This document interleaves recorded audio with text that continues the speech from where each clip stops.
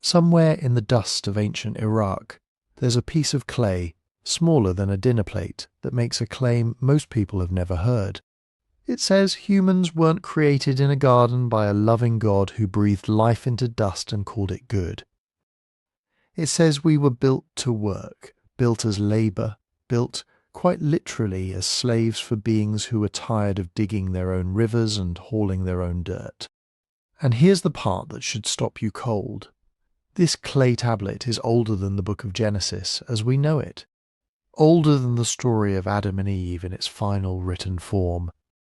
It's called the Atra-Hasis epic, and it's been sitting in museum drawers and university archives for over a century, mostly unknown outside small circles of scholars who read cuneiform for a living. If you're listening to this late at night or early in the morning, tell me where you are and what time it is right now. I love seeing the comments roll in. Tokyo at 3 a.m. Toronto right before sunrise. Somebody in Lagos on their lunch break.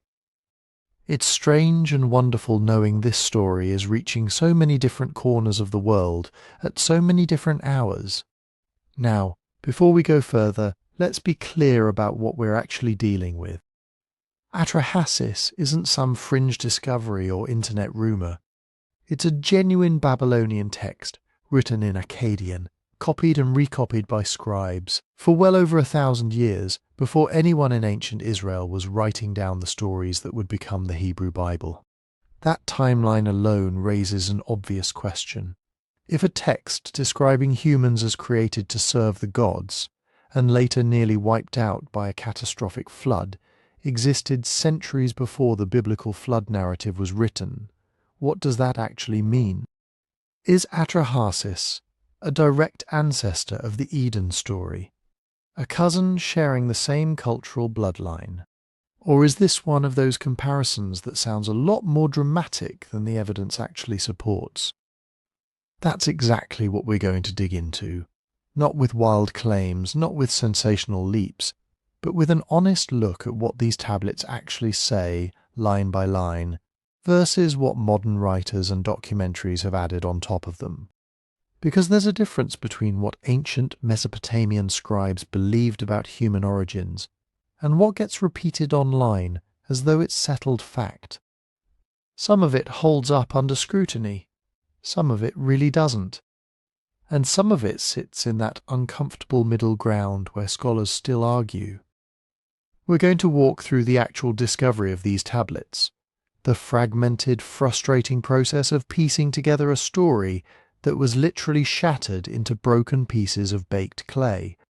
We'll look at what Mesopotamia looked like before anything resembling the biblical world existed. We'll meet the gods who, according to this myth, were doing backbreaking labour long before humans ever showed up. We'll follow the revolt that supposedly led to human creation in the first place, and we'll ask the hard question sitting underneath all of it. Were humans really conceived in the oldest layers of Near Eastern thought as a slave class built to serve? Or is that framing too simple for a text that's stranger and more complicated than the headlines suggest? Before we go there, if you're enjoying these deep dives into ancient texts and forgotten history, the best way to support the channel is to follow the show on Spotify. Listen there when you can, and if you're getting something out of these episodes, leave a 5-star review. It genuinely helps more than you'd think, and the link is right there in the description. So let's start at the beginning, not Eden's beginning, the other one, the one written in clay, buried in the sand, and pulled out of the ruins of a civilization that thought about creation in a very different, very human way. So what exactly is the Atra-Hasis epic? Let's slow down and actually define this thing properly, because the word gets thrown around a lot in documentaries and clickbait articles without anyone stopping to explain what it actually refers to. Atra-Hasis is a Mesopotamian epic written in Akkadian, the language of ancient Babylon and Assyria. It's not Sumerian, though it draws on older Sumerian traditions and mythological building blocks that came before it. Akkadian was the language of empire in the region for centuries. the language of law codes, business contracts, royal inscriptions, and yes, epic poetry. When scholars talk about Atra-Hasis, they're talking about a composition written in that language on clay tablets, using cuneiform script, the wedge-shaped writing system pressed into wet clay with a reed stylus. And here's the first thing that trips people up. Atra-Hasis isn't just the name of a story. It's also the name of a person, the hero of the epic. So when you hear someone say Atra-Hasis, they might mean the entire composition, the whole sweeping narrative of gods and floods and human origins, or they might mean the specific character at the centre of it, a wise man who becomes humanity's unlikely saviour when the gods decide to wipe out the human race. That name itself, Atra-Hasis, translates roughly to exceedingly wise or extra wise, depending on which scholar you ask. It's practically a title. Think of it less like a birth name and more like calling someone the wise one or the clever survivor. This wasn't uncommon in ancient Near Eastern storytelling. Heroes often carried names that described their defining trait rather than functioning as personal identifiers the way names do today. So, right from the start, you're dealing with a text that's doing double duty. The name of the hero becomes the conventional title scholars use for the entire epic, even though the tablets themselves sometimes refer to the composition using its opening line. A common practice in Mesopotamian literature where texts were often catalogued by their first words, rather than a title page, like we'd expect today. Now, when were these tablets actually written? This is where things get interesting and where we need to be careful not to oversimplify. The most complete and well-preserved versions of Atra-Hasis that we have today come from the Old Babylonian period, roughly the first half of the second millennium BCE. We're talking somewhere around 1700 BCE, give or take, based on the specific tablets and the scribal colophons, those little notes scribes sometimes left identifying who copied a text and when. One of the most famous copies carries a date corresponding to the reign of King Ammi-Saduqa, a Babylonian ruler from that period. So we have actual physical evidence, datable evidence, placing at least one major version of this text in a specific window of history. But here's the catch, and it's an important one. The old Babylonian tablets almost certainly weren't the first time these stories were told. Mesopotamian mythology didn't spring into existence fully formed in the 18th century BCE. These narratives, the idea of gods who labour, the idea of humans created to relieve that labour, the idea of a catastrophic flood sent to deal with an overpopulated and noisy humanity, these concepts show up in fragments and echoes going back further into Sumerian tradition, into older oral storytelling that likely predates any written version by centuries, maybe longer. So when scholars talk about Atra-Hasis, they're often talking about a text that represents a kind of crystallization, a moment when older oral and mythological material got compiled, organized and written down in a relatively fixed form. That doesn't mean the old Babylonian scribes invented the story from nothing. It means they were working with inherited material, shaping it into the version that happened to survive well enough for us to piece back together thousands of years later. This distinction matters enormously, because it means we're not necessarily looking at the origin point of these ideas. We're looking at a snapshot, a particular telling, frozen in clay at a particular moment, sitting on top of an unknown depth of older tradition, we can only partially reconstruct. And that uncertainty is honestly part of what makes this so fascinating. We're not dealing with a single author sitting down one afternoon and inventing a creation myth from scratch. We're dealing with layers, centuries of storytelling compressed into the version that happened to survive the wear of time, the collapse of cities and the slow decay of clay left buried for millennia. Okay, so now that we know what Atra-Hasis is, and roughly when our surviving copies date to, let's talk about what actually happens in it. Because the structure of this epic is honestly pretty elegant once you see the shape of it. Scholars generally break the narrative into three broad movements, and understanding these three movements gives you the entire skeleton of the story before we start filling in the details in later sections. The first movement is creation. Not creation the way Genesis describes it, with a single divine voice speaking light and land and animals into existence over the course of 6 days. This is something stranger, something rooted in a very different theological imagination. In this version, the gods themselves are divided into two classes. There are the higher gods, the ones who give orders, and there are lower gods, the ones who do the actual physical labour. Digging canals, hauling dirt, managing the rivers that make agriculture possible in a land that would otherwise be desert. And at a certain point, this arrangement breaks down. The labouring gods get tired, they rebel, and that rebellion becomes the reason humans get created in the first place as a kind of replacement labour force, built specifically to take over the backbreaking work the lower gods no longer want to do. We're going to spend an entire section unpacking exactly how that creation happens, the strange and honestly kind of disturbing materials involved. But for now, just hold on to the basic shape. Humans exist in this story because gods needed workers. The second movement is what you might call divine population control. Once humans are created, they do what humans do. They reproduce. And they keep reproducing. Generation after generation, the human population grows and grows and grows until it becomes a problem. Not a problem of resources exactly, at least not at first, but a problem of noise. The tablets describe the head god Enlil becoming unable to sleep because of the constant clamour of human civilization. It sounds almost comedic when you first hear it, a god losing sleep over noisy humans. But the response is anything but comedic. The gods start trying to thin out the human population. Drought, plague, famine. Each attempt is described in vivid, almost uncomfortable detail. And each time humanity manages to survive, largely because one particular god, Enki, keeps quietly working behind the scenes to help humans dodge disaster, often by whispering instructions to one very clever, very devoted human. That human, of course, is Atra-Hasis himself. The third movement is the flood. After multiple failed attempts to reduce the human population through smaller-scale disasters, the gods, or at least the faction led by Enlil, decide to escalate.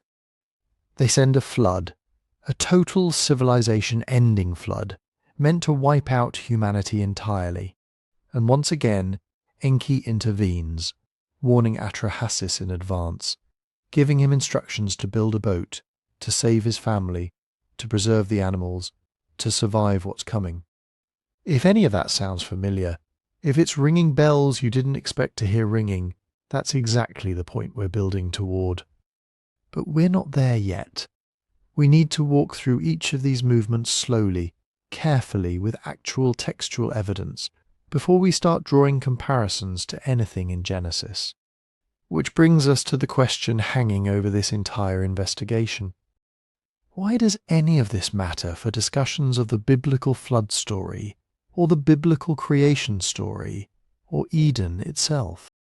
Here's where I want to be really careful, because this is exactly the point where a lot of popular content goes off the rails. It's tempting, almost irresistible really, to jump straight to the conclusion that the Bible copied Mesopotamia, that Genesis is just a rewritten version of Atra-Hasis with the names changed and the theology cleaned up. And look, there are real documented similarities here that we're going to explore in detail. A flood, a chosen survivor, divine warning, a boat built to specific instructions. These parallels are not invented by conspiracy theorists or fringe scholars. They're recognized, discussed, and debated by serious historians and biblical scholars alike. But similarity is not the same thing as direct borrowing, and shared cultural memory across the ancient Near East is not the same thing as one text plagiarizing another. Mesopotamia and ancient Israel existed in the same broader cultural and geographic region for centuries. Ideas, stories, and religious concepts moved across that region the way ideas always move between neighboring civilizations, through trade, through conquest, through shared oral traditions that predate any of the written texts we currently have access to. The relationship between Atra-Hasis and Genesis might be direct influence. It might be shared inheritance from an even older common source we haven't discovered yet. It might be something more complicated than either of those simple explanations. That's genuinely still debated among people who've spent entire careers studying these texts. What we can say with real confidence is that Atra-Hasis existed, was written down, was copied and recopied by Babylonian scribes, centuries before the version of Genesis we read today reached its final written form. That timeline alone is worth sitting with, not as proof of anything specific, but as an invitation to ask better questions. And that's exactly what we're about to do. But before we ask those questions, we need to confront a much more basic problem. How do we even know what Atra-Hasis says? Because nobody found a perfect ancient book called the Atra-Hasis Epic sitting on a shelf, complete with a title page, chapter numbers, and every line intact. What survived is much messier than that. Fragments of clay, broken tablets, missing columns, lines that stop in the middle of a sentence because the rest of the tablets snapped off sometime during the last 3,700 years. And that changes how we should read this story. When we say that Atra-Hasis tells us humans were created to take over the gods' labour, we're not quoting from one pristine manuscript preserved from antiquity in a sealed vault. We're working from a text reconstructed by generations of scholars, using surviving copies that were dug out of ancient Mesopotamian cities, shipped to museums, catalogued under inventory numbers, and slowly deciphered sign by sign. Think about what a cuneiform tablet actually is. A scribe takes wet clay, shapes it into a flat rectangle, and presses wedge-shaped marks into the surface with a reed stylus. Those marks represent syllables, words, names, grammatical endings, and sometimes whole ideas. Then the tablet dries. Sometimes it is baked intentionally, but often it simply hardens in the hot Mesopotamian climate. Clay is surprisingly durable. A paper book dropped in a flooded ruin is basically gone. A clay tablet buried under a collapsed building can survive for thousands of years. But durable doesn't mean invincible. Cities burn, walls collapse, libraries are looted, tablets get crushed under debris, broken by later construction, scattered by illegal excavation, or separated from the other tablets that once belonged beside them. A tablet may survive, but only as a corner no bigger than your hand. Maybe it contains 10 readable lines, maybe 3. Maybe one line ends with the word humanity, and the next begins with the gods, but everything between them is gone forever. That is the world of Mesopotamian literature.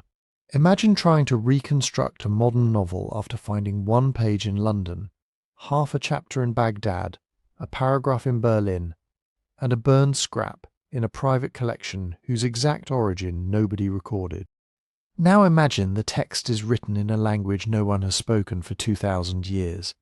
In a writing system where one sign can have several possible readings depending on context. That is not a metaphorical challenge. That is literally what Assyriologists do. Atra-Hasis survives because enough pieces made it through. Not all of it, not easily, but enough.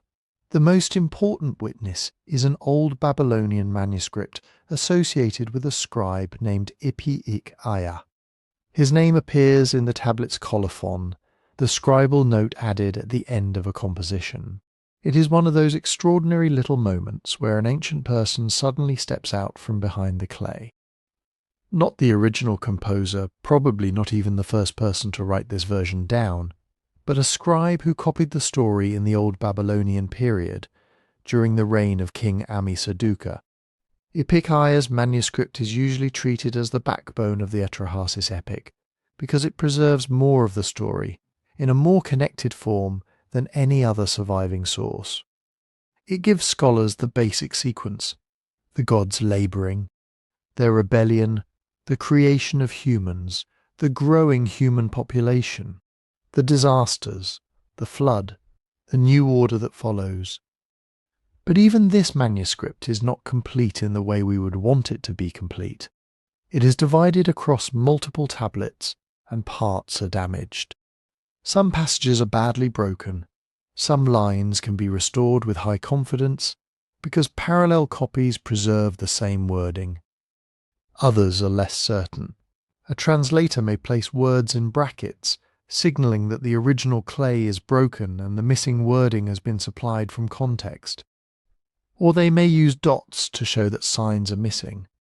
Or they may simply translate around a gap, because pretending certainty would be worse than admitting the hole is there. This is where later fragments become essential. Atra-Hasis was not copied once and forgotten. Like other important Mesopotamian compositions, it circulated across centuries. Scribes copied versions, excerpts, related passages, and parallel traditions. Some later texts preserve lines that are missing in the Old Babylonian tablets.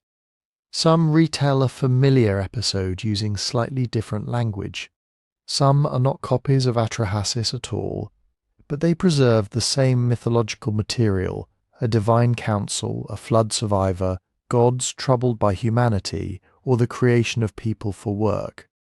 And this is how reconstruction works, not by guessing wildly, but by comparison. Suppose the Ipik-Aya tablet breaks off halfway through a speech by Enki. Then another fragment, copied centuries later in a different city, preserves what appears to be the same speech. The wording might not be identical. Ancient scribes did not always copy literary texts, letter for letter the way a modern printer reproduces a page. But if the sequence fits, the language fits, the characters fit, and the narrative logic fits, scholars may conclude that the later fragment helps restore the earlier missing passage. It's like assembling a shattered mirror. No single piece shows the whole face, but enough pieces, placed carefully together, begin to reveal the image. That doesn't mean every restored line is equally secure. And this is one of the most important things to understand if you're going to hear claims about what Atra-Hasis supposedly proves. There are places where the clay is clear. You can see the signs. You can identify the words, you can compare the grammar. There are other places where the surface is damaged, the signs are partial, and two expert readers may reasonably disagree about what was originally written. One wedge is missing. Was that sign meant to be Ilu god, or a Wilu man? Is a verb describing an action that already happened, an action commanded to happen, or a possibility? Akkadian grammar can be precise, but only if the signs have survived, and sometimes they haven't. Translation adds another layer. Even when scholars agree on the Akkadian words, English does not always offer one perfect equivalent. A word might mean burden, labour, duty, service, or forced work, depending on context. Those are not trivial differences. They can shape how modern readers emotionally interpret the entire myth. Take the claim that humans were made as slaves. That captures something real about the story's basic social logic. Humans are created to carry the work the lesser gods no longer want to perform. But slave is also a loaded modern English word. It can bring to mind chattel slavery, racial slavery, legal ownership, and systems that do not map perfectly onto the ancient Mesopotamian world, or onto every word used in the epic. Some translators say humans were made to bear the gods' yoke. Others say to take up their toil. Others say to relieve the gods of labour. The underlying point remains powerful. Humanity is not created in Atra-Hasis as the crown of creation, or as the image of a single god, or as beings placed in a garden with dominion over animals. Humans are made because somebody has to do the digging. But exactly how we phrase that matters, because translation is interpretation. Not invention, not pure subjective guesswork, but interpretation grounded in broken evidence, ancient grammar, parallel texts, and scholarly argument. This is why you can open two translations of Atra-Hasis and find lines that feel noticeably different. One may sound blunt and mechanical, another may sound poetic. One may preserve uncertainty with brackets and gaps. Another may smooth those gaps over so the story reads like a continuous modern narrative. One may translate a term as noise. Another might choose uproar, clamour, or din, and suddenly Enlil's complaint about humanity feels slightly different. Is he irritated by loud cities, threatened by disorder, disturbed by the sheer restless presence of human beings? The clay does not always tell us with the clarity we wish it would, and yet this doesn't make Atra-Hasis unreliable or meaningless. It makes it ancient. Real ancient literature does not reach us cleanly. It reaches us through survival accidents, through broken archives, through the choices of scribes who copied some texts and ignored others, through archaeologists who happened to excavate one mound instead of another, through museum collections where fragments that belong together may have sat unidentified for decades. The story we call Atra-Hasis is therefore not one object. It is a scholarly reconstruction built from a family of objects. The Ipicaia manuscript is central. Later fragments help fill the gaps. Parallel Mesopotamian traditions provide clues. Philology, archaeology, and historical context hold the pieces together. And that means we need to resist two opposite mistakes. The first mistake is treating every line in a modern translation as if it were carved into stone with absolute certainty. It wasn't. Some readings are solid, others are probable. Others remain debated. The second mistake is saying, well, parts are broken, so we can't know anything. That's wrong too. We know a great deal. We know the epic's broad structure. We know its gods argue over labour.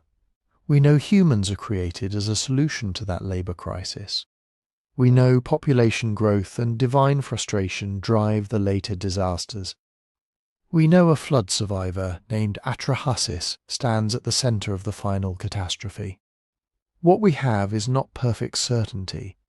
What we have is something more interesting, a story recovered from ruins, piece by piece, whose surviving words still carry the worldview of the civilization that wrote them.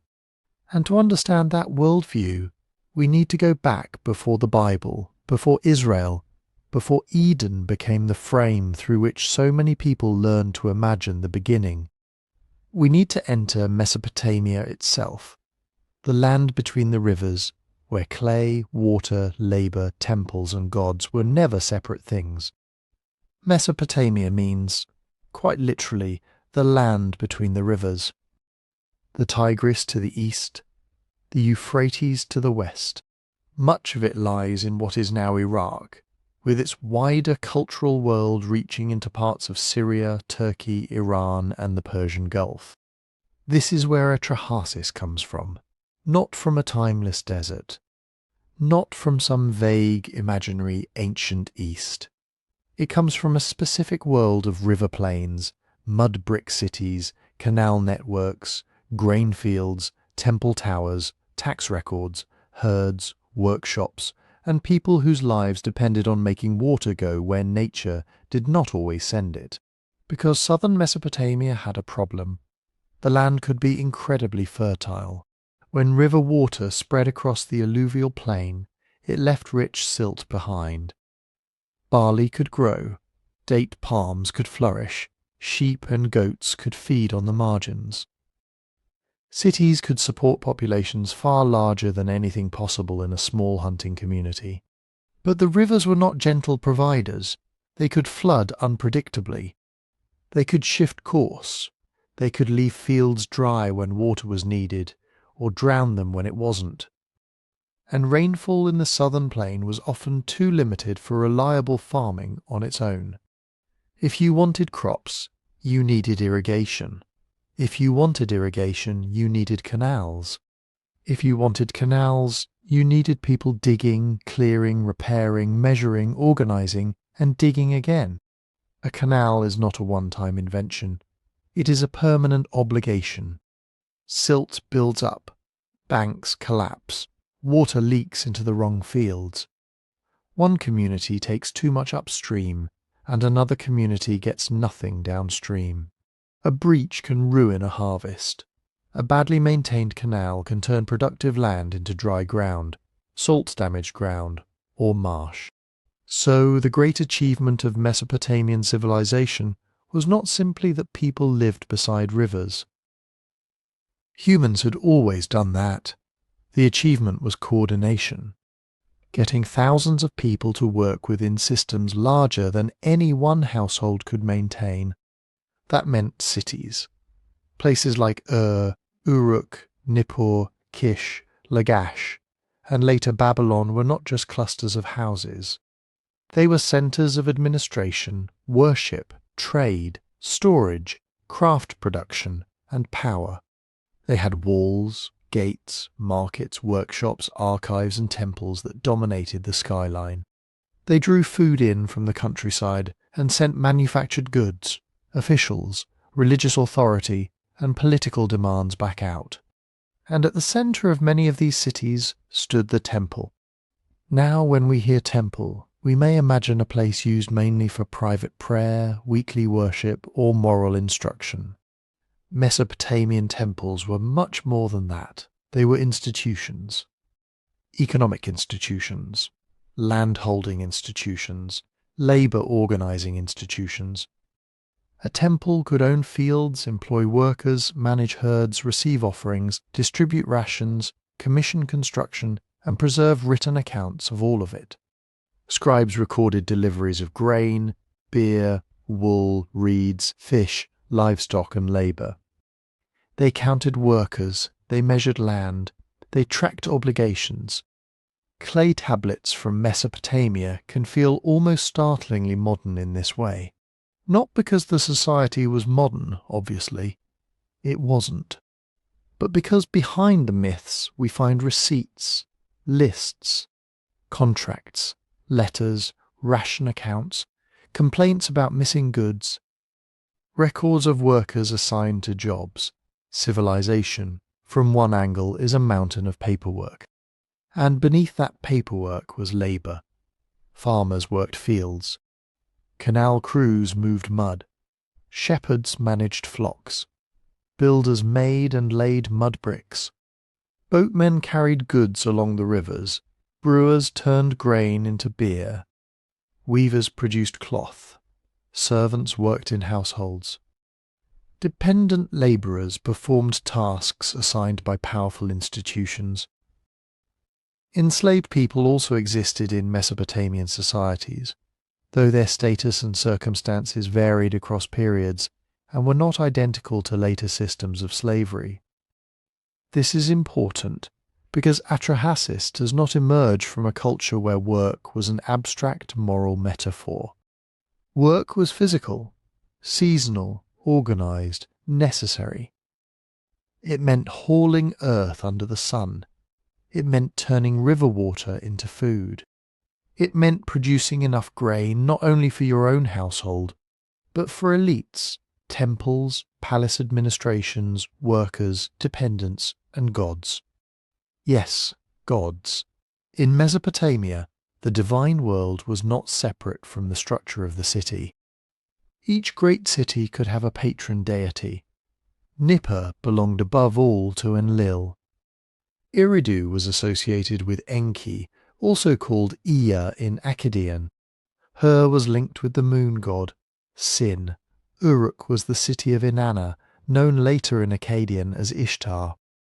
Babylon would rise under the patronage of Marduk. These gods were not all equal. Mesopotamian religion imagined a hierarchy, a divine society with ranks, jurisdictions, assemblies, rivalries, marriages, grudges, and competing interests. At the top stood figures whose authority could shape the cosmos. Anu, the sky god, occupied a position of supreme dignity in many traditions. Enlil held immense power over kingship, storms, decrees, and the ordering of the world. Enki was associated with freshwater, wisdom, cunning, and creative intelligence. Other gods governed the sun, moon, fertility, war, the underworld, and countless local places and powers. But this was not a neat system run by one all-powerful deity who simply speaks and reality obeys. The gods in Mesopotamian stories argue. They hold councils. They make decisions, regret them, reverse them, hide information from one another, and pursue their own priorities. One god may demand order, another may show mercy. One may be offended by human behaviour, another may be offended by the punishment that follows. That tension is one of the engines of Atra-Hasis, and it makes sense in a world where power itself was layered and contested. A farmer answered to the household might answer to local officials. Officials answered to temple or palace authority. Cities competed with cities. Kings rose, fell, conquered, and were conquered. Nobody living in ancient Mesopotamia needed a lecture on the fact that powerful beings could have conflicting demands. They lived inside systems of competing demands. Give grain to the temple, provide labour for a canal, pay what is owed, repair the wall. Feed your family, survive the flood, survive the drought. Hope the king's agents do not demand more than you can give. So when Atra-Hasis begins with divine labour, it isn't describing a fantasy that has nothing to do with ordinary life. It is projecting human social reality onto a cosmic scale. The universe itself looks something like a Mesopotamian work system. There are high-ranking gods, there are lower-ranking gods. There are burdens to be carried, there are jobs nobody wants. There is a crisis when the labour force refuses to keep going. But we need to be careful here. Ancient myths are not simple historical reports. Atra-Hasis is not a transcript of an actual event before human history. It does not give us documentary evidence that people were literally manufactured from clay and divine blood. And it is not a modern political manifesto secretly waiting for us to decode it into a slogan about class, oppression, freedom, or human rights. Those categories can help us ask questions. They can also distort what we find. The epic reflects a society shaped by hierarchy and labour. That much is hard to miss, but it is also a religious story, a literary composition, and a meditation on limits. It asks why humans must work, why populations bring pressure, why disasters happen, why the gods can be both dependent on humans and hostile toward them. That is stranger than a simple claim that humans were slaves. In Atra-Hasis, human beings are necessary. Their labour sustains the divine order, their offerings feed the gods. Their existence solves a problem, but they are also dangerous. Too numerous, too noisy, too difficult to control. The very creatures created to stabilize the system eventually threaten to overwhelm it. And before humanity enters that story, someone else is doing the work. The gods themselves. Before humans, according to Atra-Hasis, the gods worked. Not metaphorically, not in the vague sense that gods created the world and then rested above it. The opening of the epic gives us a divine society with a labour problem. There are high-ranking gods, usually called the Anunnaki in modern discussions, and beneath them are the Igigi, the younger or lower-ranking gods who carry the exhausting burden of work. The world is not finished, the rivers have to be controlled, canals have to be cut, channels have to be cleared. Earth has to be piled into banks and embankments. Water has to be moved from where it is dangerous to where it is useful, and the Igigi are the ones doing it. The language of the surviving tablets is damaged in places, and ancient copies do not always preserve every detail in exactly the same way. But the basic picture is clear. The greater gods divide authority among themselves. Anu holds the sky. Enlil has command on earth. Enki, the god of fresh water and cunning intelligence, is associated with the deep waters below. The great offices are assigned.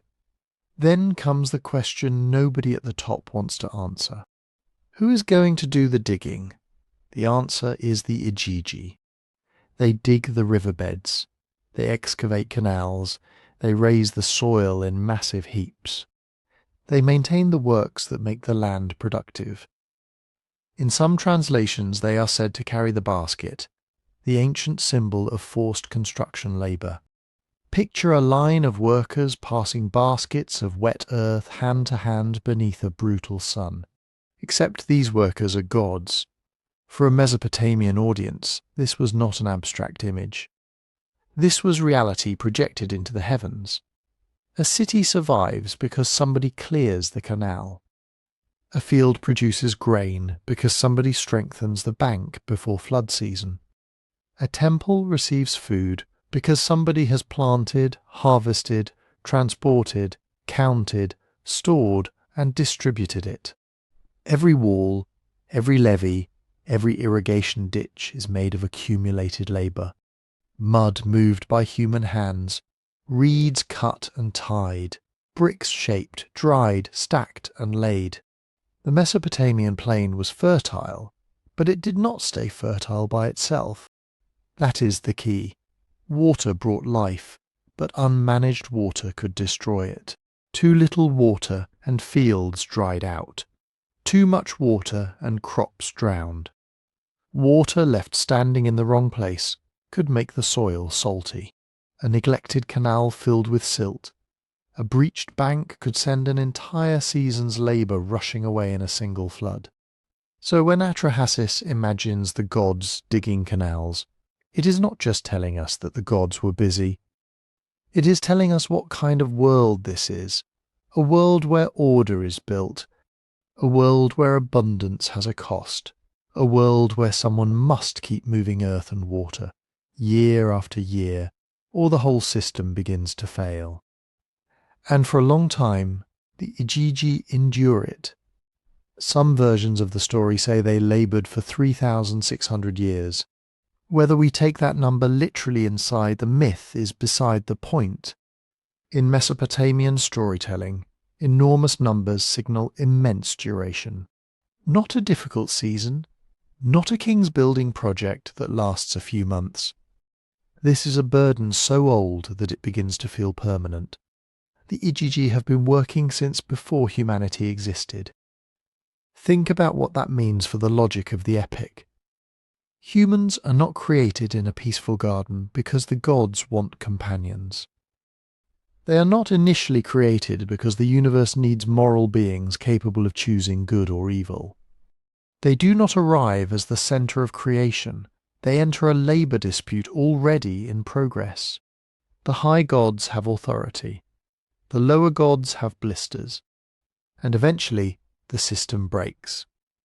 The Igigi reach a point where they can no longer, or will no longer, accept the burden placed on them. They gather their tools, they set fire to them. Then, in one of the most dramatic scenes in ancient literature, they march at night toward Enlil's dwelling. This is not random chaos, it is organised refusal. The workers know who is responsible. Enlil is the great authority on earth, the god associated with command, order, and decrees. So the Igigi go to his gate. Imagine the scene from Enlil's perspective. It is night. His household is asleep. Then the gate is surrounded. Not by foreign invaders, not by monsters from the wilderness, by the divine labour force itself. They have put down their baskets. They have burned their tools. They are done. Enlil's gatekeeper sees the crowd and raises the alarm. Enlil is awakened. The great gods are called into council.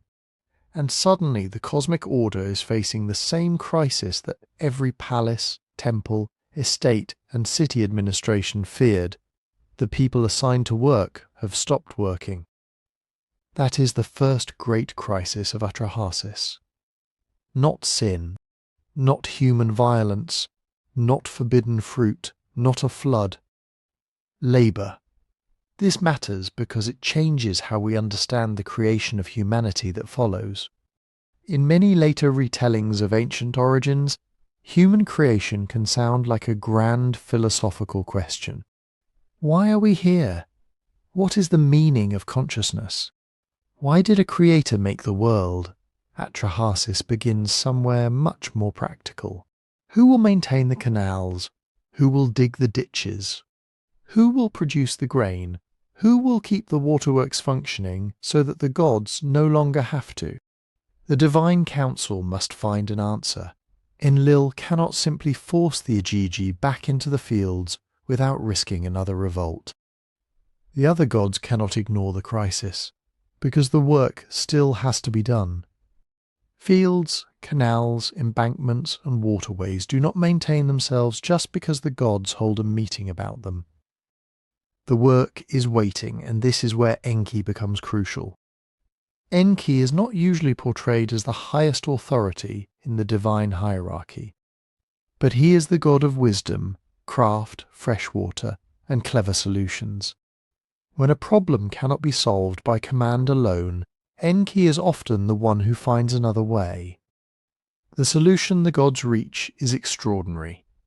They will make a new kind of being, a being formed from earth, a being given something divine, a being capable of taking up the burden that the Igigi have refused. Humanity, in other words, enters the epic as an answer to a divine economic problem. That phrase can sound harsh, and it should. The story is not trying to flatter human beings. At its opening, we are not the rulers of the world. We are not yet the rebels. We are not even present. We are the proposed replacement workforce. The gods need labour. So they create labourers. But Atra-Hasis does not leave humanity as simple mud shaped into servants. The creation that follows is stranger, more dangerous, and more profound than that, because the new workers will receive not only clay, but a share of divinity itself. And once that happens, the gods will have solved one problem only to create another. But before the gods can create anyone, they have to face what has happened at Enlil's gate. The rebellion is not a side event. It is the pressure that drives the entire story forward. According to the surviving Atra-Hasis tradition, the Igigi do not simply complain. They do not send a petition. They do not ask for shorter hours or better treatment. They make a decision together. They burn their tools. That detail matters. Tools are not just objects in this story. The basket, the hoe, the digging equipment, these are symbols of the work assigned to them, the work that has defined their existence for ages. By setting those tools on fire, the Igigi are doing something unmistakable. They are saying, "We will not return to the canal banks." Then they gather in the darkness and move toward Enlil's residence. Some translations describe them surrounding the house. Others emphasize the gate, the boundary between the ruler's protected inner world and the workers outside. The exact wording differs because these texts survive in broken copies, written and copied over centuries. But the scene itself is hard to miss. Enlil's house is encircled. The workforce has come to the ruler, and they have come at night. Picture what that means in the world of the epic. Enlil is not an ordinary god. He is one of the great authorities of the Mesopotamian pantheon, the divine power associated with command, kingship, decrees, storms, and the ordering of life on earth. When gods divide the cosmos into spheres of authority, Enlil receives an enormous share of power. He is not the one expected to carry the basket. He is the one who gives orders about who carries it. That is why the Igigi go to him. A rebellion against Enlil is not merely an argument about a difficult job. It is a challenge to the structure of authority itself. The gods at the bottom are confronting the god near the top and forcing him to see the cost of the system he governs. And for a Mesopotamian audience, the politics of that scene would have been instantly recognizable. Ancient Mesopotamia was full of hierarchies. Kings, governors, temple officials, overseers, scribes, dependent laborers, farmers, craftsmen, soldiers. Decisions flowed downward, labor flowed upward, grain, animals, textiles, bricks, canal maintenance, temple offerings, military service, all of it depended on systems of organization that could be vast, complicated, and brutally demanding. Atra-Hasis projects that world into the heavens. The gods have ranks. They have responsibilities. They have offices. They hold assemblies. They debate crises, and the people, or in this case the lesser gods, who actually perform the hard physical labor can reach a breaking point. This does not mean Atra-Hasis is a historical record of an actual worker uprising. It is a myth, not a court document, but myths often preserve the anxieties of the worlds that tell them. And this myth knows something important. No society can live on commands alone. Someone has to do the work. Someone has to clear the silt from the canals. Someone has to build the embankment before the flood comes. Someone has to haul the clay, cut the reeds, thresh the grain, repair the gate, feed the animals, carry the offerings, and keep the entire machine running. The Igigi have done that work for so long that the high gods have begun to treat it as natural. Then the workers stop. That is when Enlil wakes up. The story gives the moment the feeling of a palace emergency. Enlil's gatekeeper or household official, depending on the translation, sees the crowd and sounds the alarm. The great god is disturbed from sleep. He wants to know who has surrounded his house, who has brought this threat to his door, and the answer is almost shocking in its simplicity. It is your own labour force, not an enemy army, not chaos from beyond the borders of the world, not some ancient monster rising from the deep. The crisis comes from inside the system. The very gods who have maintained the order of the world are now refusing to maintain it. At this point, Enlil's authority has been challenged, but he cannot solve the problem simply by shouting louder. He might be powerful, he might be feared, but power does not dig a canal by itself. A decree does not move soil. A command cannot force exhausted workers back into permanent obedience without consequences. So the gods call an assembly. This is one of the most revealing features of the epic. The divine world is not portrayed as a single voice issuing instructions from above. It has councils, it has debate, it has competing interests and different kinds of authority. Even Enlil, despite his high status, is not alone in deciding what happens next. The gods gather to deliberate. Again, this reflects the political imagination of Mesopotamia. Cities had assemblies, palaces had councils, temples had administrations. Kings ruled, but they ruled through officials, advisors, institutions, and negotiated relationships with powerful groups. Authority was real, but it was not always simple. Atra-Hasis imagines heaven the same way. The divine assembly has to confront an embarrassing fact. The Igigi are not wrong about the burden. The work is too heavy. The labour has gone on too long. The system is failing because it depends on beings who no longer accept their place in it. And now the gods face a question that sounds practical, but carries enormous consequences. Who will bear the work now? That is the question hanging over the council. Not, how do we punish the rebels? Not, how do we restore Enlil's pride? Not even, how do we make the world more just? The immediate question is much more urgent. Who will dig? Who will carry? Who will maintain the canals when the people who used to do it have burned their tools? You can almost feel the silence after that question, because there are only a few possible answers. The high gods could take up the labour themselves, but nothing in the hierarchy of the story suggests they want that. They could somehow force the Ajiji back into submission. But the rebellion has already shown the danger of pushing workers past endurance. Or they could invent a new solution, a replacement. This is the moment where the story becomes unsettling. The gods do not respond to the revolt by abolishing labour. They do not decide that the canals can return to the wilderness. They do not say that the burden was wrong and must disappear. They decide the burden must be transferred. That is a very ancient idea. And it is also a very familiar one. When powerful systems face the human cost of their own demands, they do not always reduce the demands. Sometimes they find someone else to carry them. In Atra-Hasis, that someone will be humanity. But first the council must decide what kind of being could do the job. It would need strength enough for physical work. It would need intelligence enough to follow the rhythms of irrigation, planting, harvesting, construction and ritual. It would need to belong to the earth, because earth is what it will work. But it must also contain something more than earth, something that connects it to the gods. The revolt at Enlil's gate has forced the divine order to adapt. The workers have won something crucial. They will not return to the old arrangement.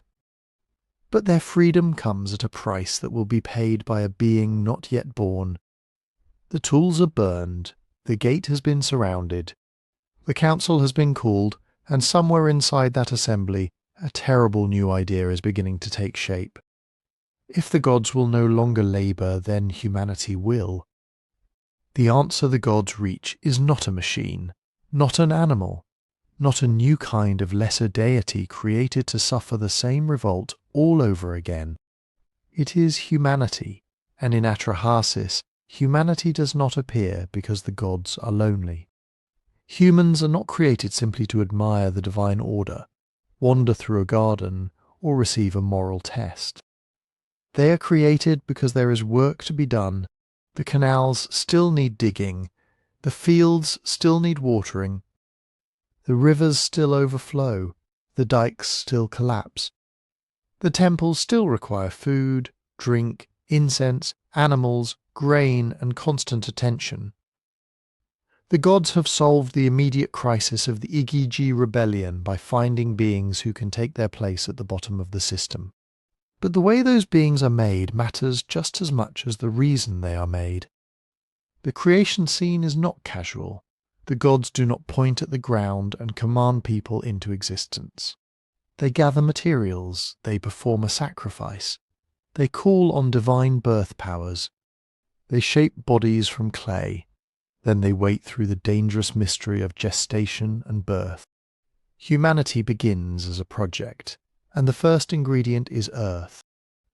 Clay appears across the ancient Near East as one of the most natural images for human formation. This was a world built with mud brick. Cities rose from river mud. Temple walls, houses, storage rooms, canals, tablets, figurines, ovens and foundations all depended on clay drawn from the ground and shaped by human hands. Clay was everywhere. It could be wet and soft. It could be pressed into a mould. It could be marked with a seal. It could become a brick strong enough to support a palace. It could become a tablet that preserved a king's order, a merchant's receipt, a hymn, a prayer, or a myth like Atra-Hasis for thousands of years. So when Mesopotamian stories speak of humans being made from clay, this is not strange material. It is the material of ordinary life, the material beneath people's feet, the substance out of which civilization itself was built. And it carries a powerful implication. Humans belong to the earth. They are not made from gold, stars, or pure divine fire. They come from mud, from soil, from the same landscape they will be expected to cultivate, reshape, irrigate, and harvest. In Atra-Hasis, that connection is almost brutally practical. Humanity is formed from the substance of the land. because humanity will work the land. But clay alone is not enough. A clay figure can be shaped, but it cannot think. It cannot speak. It cannot remember a ritual, organize a field crew, build a canal, or understand the commands of a god. It is only earth until something else enters it. And this is where the story becomes darker. The divine assembly decides that one god must be sacrificed. The surviving versions differ in details, as ancient texts often do. The name is sometimes read as Weila, sometimes associated with a figure called Geshtu-e. But the key idea remains clear. This god is chosen because he possesses intelligence or understanding. He is killed. Then his flesh and blood are mixed into the clay. It is an unsettling image. Humanity is not merely shaped. Humanity is blended, earth below, divinity above, mud mixed with the life substance of a god. Some translations emphasize blood. Others speak of flesh and blood together.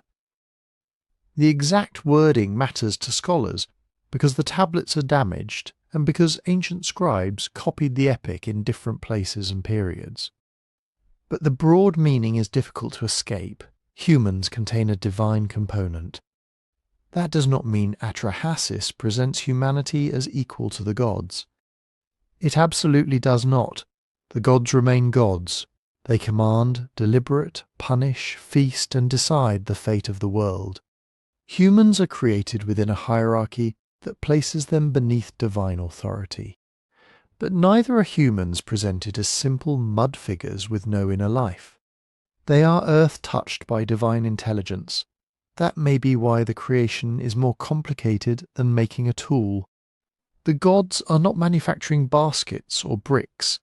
They are creating beings capable of labour, yes, but also capable of speech, memory, reproduction, ritual and collective life. The clay receives the blood of a god, and then the goddesses of birth enter the story. In some translations, the Great Mother Goddess is called Mami. In others, Nintu. Her name can shift between traditions, but her role is unmistakable. She is the divine maker, the one associated with the womb, birth, and the shaping of human life. The other gods call on her to do what they cannot do alone.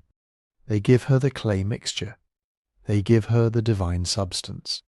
And she begins the work of formation. This is one of the most important details in the entire creation account. Human beings are not simply carved from clay like statues. The myth moves through pregnancy. Womb goddesses are summoned. In the account, 7 are often named. The clay is divided into portions. 7 male forms and 7 female forms are prepared in some reconstructions of the text. The numbers have a ritual feeling, the sense that creation is being organized in a deliberate pattern, not improvised in panic. Then the goddesses carry the unborn humans. For months they wait. That waiting is remarkable. Even in a myth about gods, birth is not instant. The creation of humanity follows the rhythms of pregnancy. Gestation, pain, delivery, the dangerous crossing from what is not yet alive into the world of the living. After the appointed time, the womb goddesses give birth. Men and women emerge, and with them comes something the gods need almost as much as labour itself, reproduction. The gods do not want to repeat this emergency assembly every time a canal needs clearing. They need a workforce that can renew itself, a population that can produce children, raise them, replace the dead, and continue the work across generations. That is why the birth scene is not a small detail. It is the solution to the gods' long-term problem.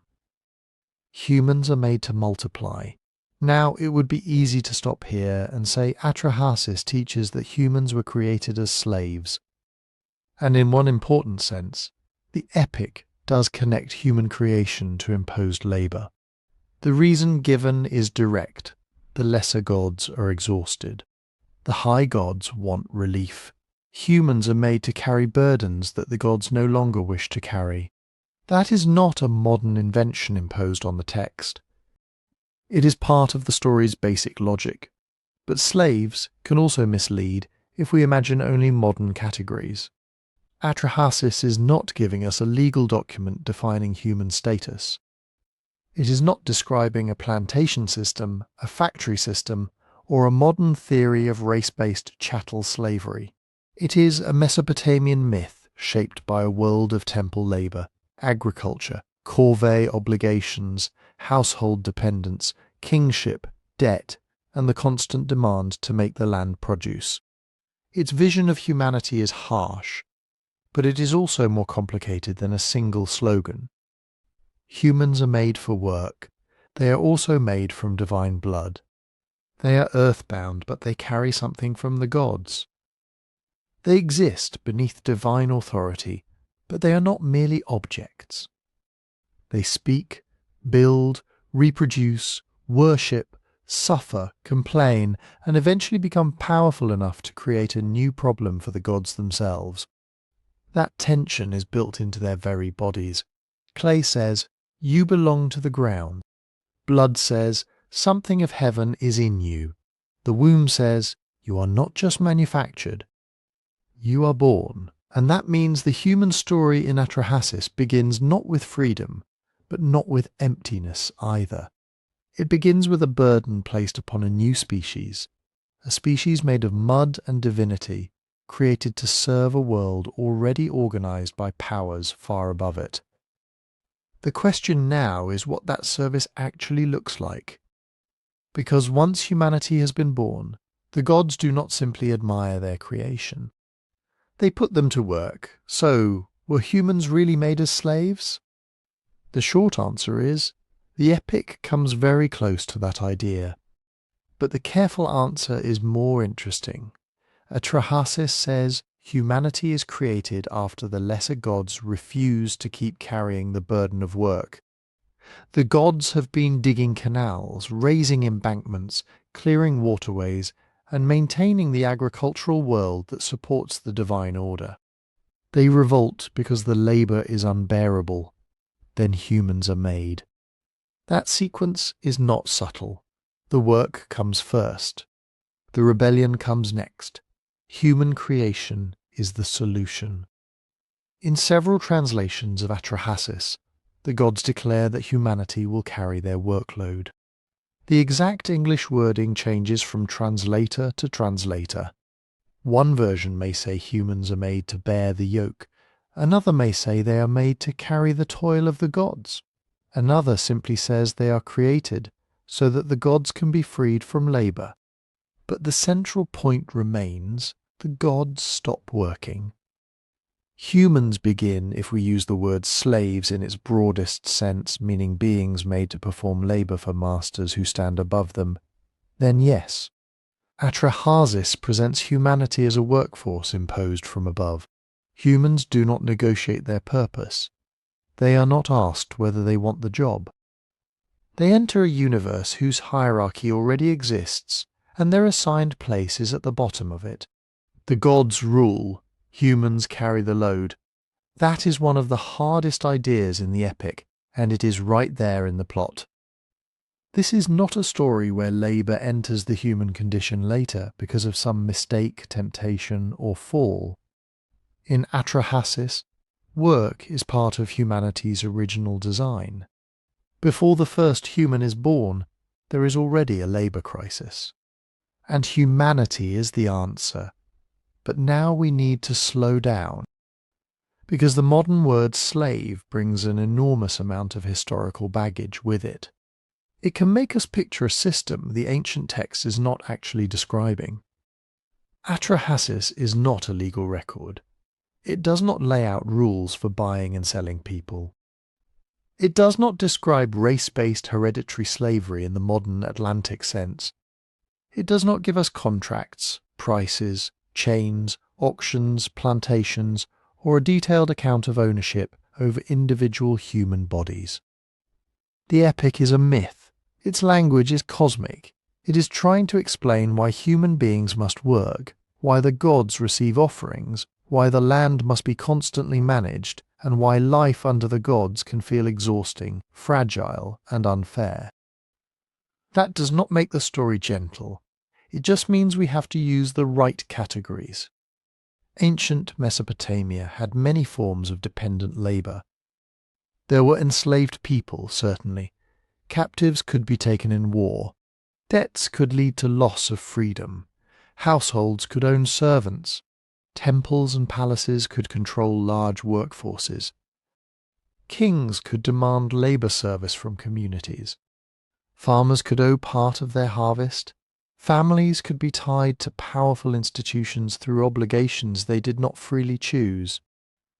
But not all labour was slavery. A person working a temple field was not necessarily chattel property. A farmer owing labour to a king was not necessarily a slave. A worker drafted to repair a canal might be performing corvée labour, compulsory public service owed to the state or ruler. A dependent household worker could occupy a status very different from a war captive sold far from home. These distinctions matter because Mesopotamian society was built around labour obligations of many kinds. The canal had to be cleared before the flood season. The dike had to be repaired. The fields had to be planted and harvested at the right time. Grain had to be stored. Animals had to be bred, fed, slaughtered, and offered. Temples had to be supplied every day, not once a year. In a world like that, labour was not just an economic activity. It was what held life together. No canal maintenance meant no irrigation.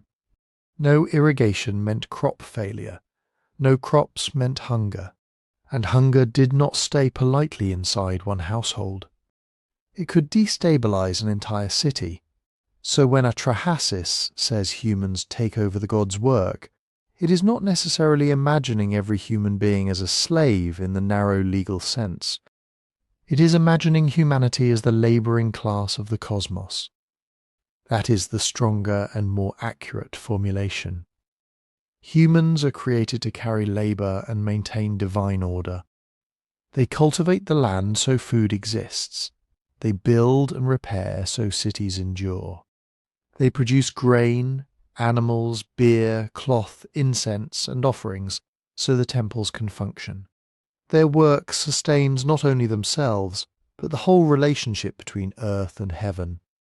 And from the gods' perspective, that relationship is deeply unequal. The gods receive, humans provide. The gods eat through offerings. Humans grow the food. The gods dwell in temples. Humans build, clean, supply, and maintain them. The gods issue decisions. Humans live with the consequences. That is why calling humans slaves captures something real. It captures the lack of choice.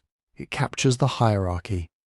It captures the brutal fact that human labour is created to relieve divine labour. But it can also flatten the ancient world into one modern word. Because Atra-Hasis is not only about domination, it is also about obligation, about the terrifying dependence of city life on coordinated work, about the belief that the universe itself required maintenance. The rivers did not stay in their banks by themselves. The fields did not water themselves. The gods in this imagination did not simply float above creation, making everything easy. Even they had work, until they gave it to us. And there is another complication. The humans of Atra-Hasis are not portrayed as silent tools, forever accepting their role. They multiply. They make noise. They disturb the gods. They become numerous enough that Enlil sees them not as a convenient workforce, but as a problem threatening the order he wants to preserve. That is a strange reversal. The beings created to carry burdens eventually become a burden themselves. So the epic does not say humans are worthless.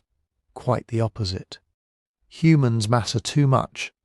Their labour is necessary. Their reproduction has consequences. Their presence can disrupt heaven itself. They are subordinate, yes, But they are not insignificant. They are the indispensable workers of the world. And that brings us to the institution where this divine economy became visible in everyday Mesopotamian life. The temple. The temple. To a modern visitor, an ancient Mesopotamian temple might look like a religious building, a place for prayer, ritual, sacrifice, perhaps a priesthood set apart from ordinary life. But for the people who lived in cities like Nippur, Babylon, or Sippar, the temple was much more than that. It was a house, not metaphorically at first, literally. The god of the city was understood to dwell there. The temple contained the god's cult statue, cared for through daily rituals. That statue was washed, dressed, adorned, carried in processions, and presented with food and drink. The god had a household, and like every powerful household, it required workers, land, supplies, storage, administration, and constant maintenance. This is where the worldview behind Atra-Hasis becomes real. Humans were not simply created to dig random ditches for distant gods in the sky. They lived in a world where divine service had an economic structure. Grain came from fields. Fields depended on irrigation. Irrigation depended on canals, levees, and organized labor. Herds needed pasture, breeding, and protection. Beer had to be brewed. Bread had to be baked. Wool had to be spun. Oil had to be pressed. Animals had to be raised for sacrifice. Then these goods moved into temple storehouses, kitchens, workshops, and ritual spaces. The gods received offerings. The temple staff managed them. The city survived through the same system. That is the basic logic. In Mesopotamian religious thought, offering food to a god was not necessarily understood as a childish claim that a statue physically chewed bread or drank beer in the way a human being did. Ritual had layers of meaning. The food was presented before the divine presence. It affirmed loyalty. It maintained a relationship. It acknowledged that the god, not the farmer, not the king, not the temple administrator, was ultimately the source of the city's security. But the language of feeding the gods was still real. The divine household had to be supplied, and somebody had to do the supplying. That somebody was humanity. Think about what it took to sustain a large Mesopotamian city. Southern Iraq was fertile, but fertility was never automatic. Rainfall was often too limited for dependable agriculture. The great rivers brought water, but also danger. Canals could clog with silt. Embankments could fail. Floods could destroy fields. Salts could build up in irrigated soil. A broken water system could become a food crisis very quickly. So the agricultural landscape had to be engineered and maintained generation after generation. People dug canals. People repaired dikes. People cleared drainage channels. People planted barley. People harvested grain. People transported it by boat and cart. People recorded it on clay tablets. People delivered portions to temples, palaces, households, and workers. This was not a side activity. It was civilization's circulatory system. And the temple often stood near the center of it. Temples could own or manage land. They employed priests, administrators, craftspeople, herders, brewers, weavers, laborers, and many others. The exact scale changed across centuries and cities, and Mesopotamian institutions were not all identical. But the broad picture is clear. A major temple was not isolated from economic life. It was woven into it, it received goods, it redistributed goods, it organized labor, it represented the god whose favor the city depended on. That means Atra-Hasis was speaking to an audience that already knew what a divine economy looked like. When the epic says the gods needed relief from toil, its listeners would not have imagined an abstract philosophical problem. They would have thought of fields, waterways, storehouses, temple rations, and endless seasonal work. They would have understood that order does not maintain itself. Somebody always carries the basket. Somebody always dredges the canal. Somebody always brings the grain. And in the myth, that somebody is us. But there is a trap here, a very modern trap. It would be easy to say, Atra-Hasis was written to convince poor people that they should accept oppression. The gods made humans to work, therefore kings, temple officials, and elites can demand anything they want. Myth becomes propaganda. End of story. There may be a piece of truth in that. Stories about cosmic hierarchy can make social hierarchy feel natural. If the universe itself is arranged from gods above, humans below, then obedience can seem built into reality. A king who claims divine support is not merely powerful, he is participating in the order of the cosmos.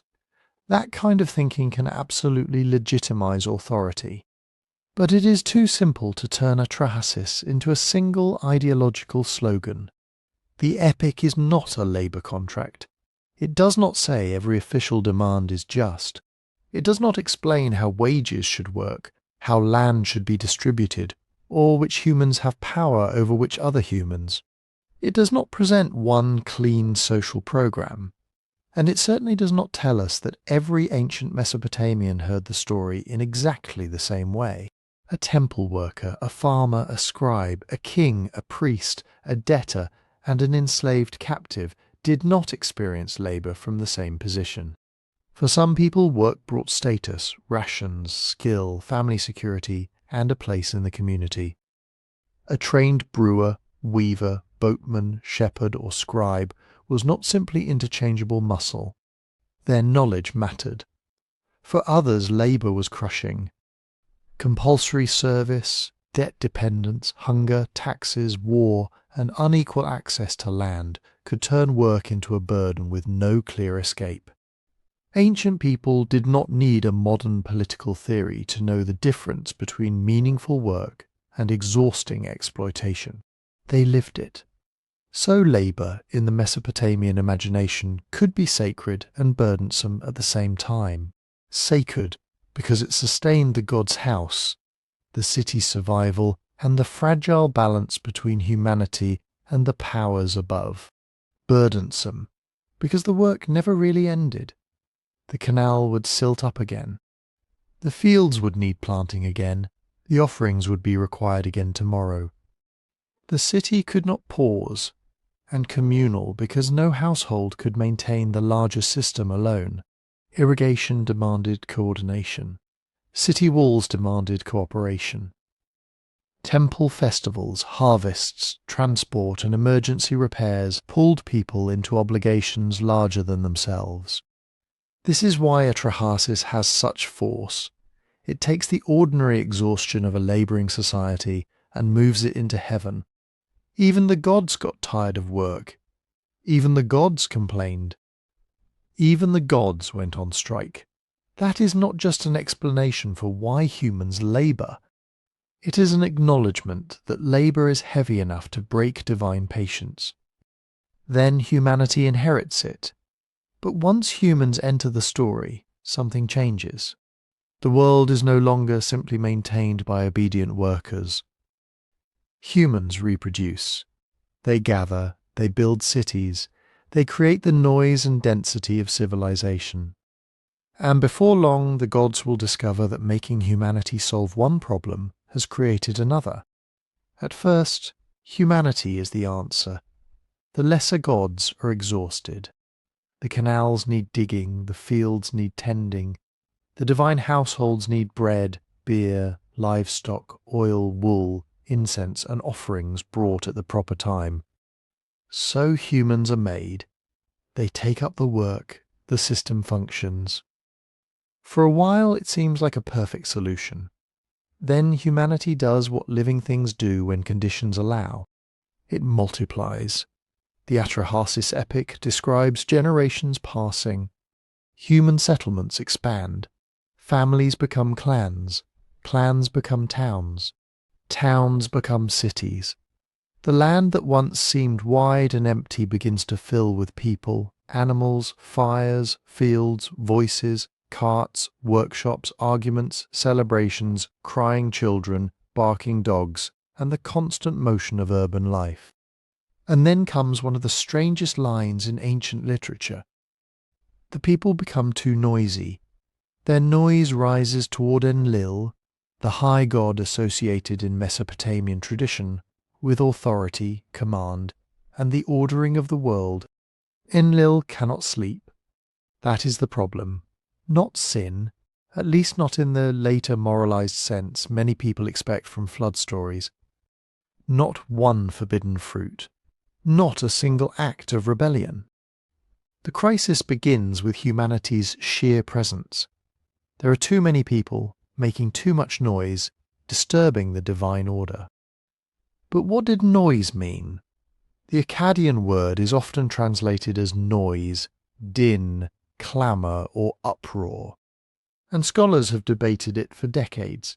It may mean literal sound, the overwhelming racket of crowded cities, construction, labour, festivals, and daily life.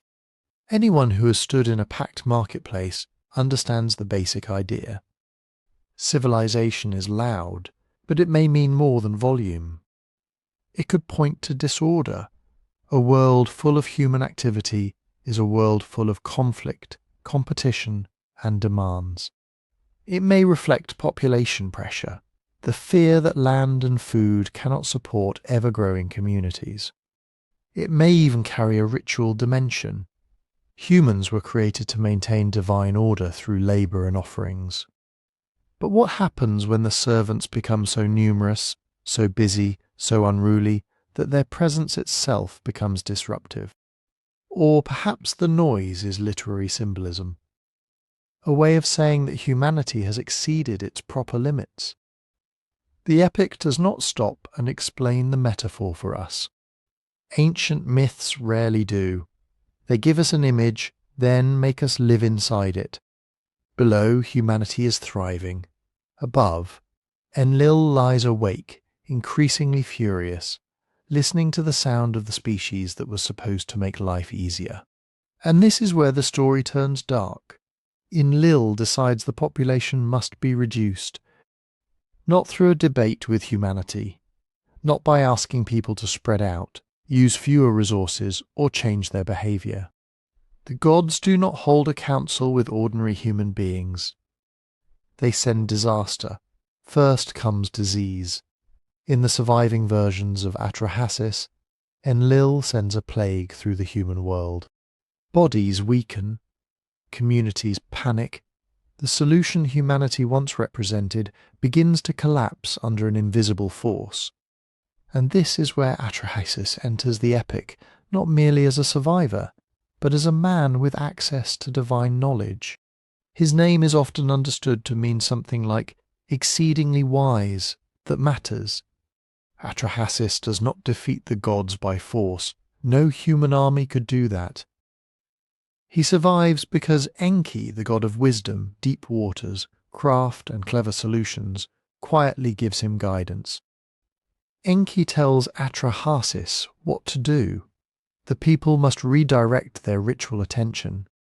They must stop making offerings to the broader divine assembly and focus their prayers, sacrifices, and petitions on the power responsible for the affliction. In the plague episode, that means Namtar, the divine figure connected with death and disease. It is a strange strategy by modern standards. When disaster strikes, do not abandon the gods. Do not reject ritual as useless. Intensify it. Target it. Find the divine source behind the crisis and persuade that power to relent. And it works. The plague ends. Humanity survives. But Enlil is not finished. The people begin multiplying again. The noise returns. Once more, Enlil cannot sleep. Once more he decides that humanity must be cut down. This time the pressure comes through famine. The details are damaged in places because the tablets themselves are incomplete. But the broad pattern is clear. The gods restrict the flow of life. Food becomes scarce, fields fail to provide, granaries empty. Hunger moves through the population. And again, Atra-Hasis seeks Enki. Again, Enki provides a path through the crisis. Again, ritual becomes humanity's weapon, or perhaps its form of negotiation. The afflicted people direct offerings toward the god associated with the particular disaster. The divine pressure eases, the famine ends, then the cycle begins again. Population, noise, divine anger, crisis, secret guidance, ritual response, temporary rescue. If you're interested in mysteries where ancient texts, lost civilizations, archaeology, and unanswered questions collide, you can get the channel's book about the 12 unexplained mysteries from the website. The link is in the description. But back in Atra-Hasis, the disasters keep escalating. After disease comes famine. After famine comes drought. Enlil orders the sky to close. Rain no longer falls when it should. The rivers and canals that sustain Mesopotamian agriculture become uncertain. The ground hardens. Crops fail before they can mature. This is not just a bad season. In a land dependent on water management, drought threatens everything at once. No harvest means no bread. No bread means no rations.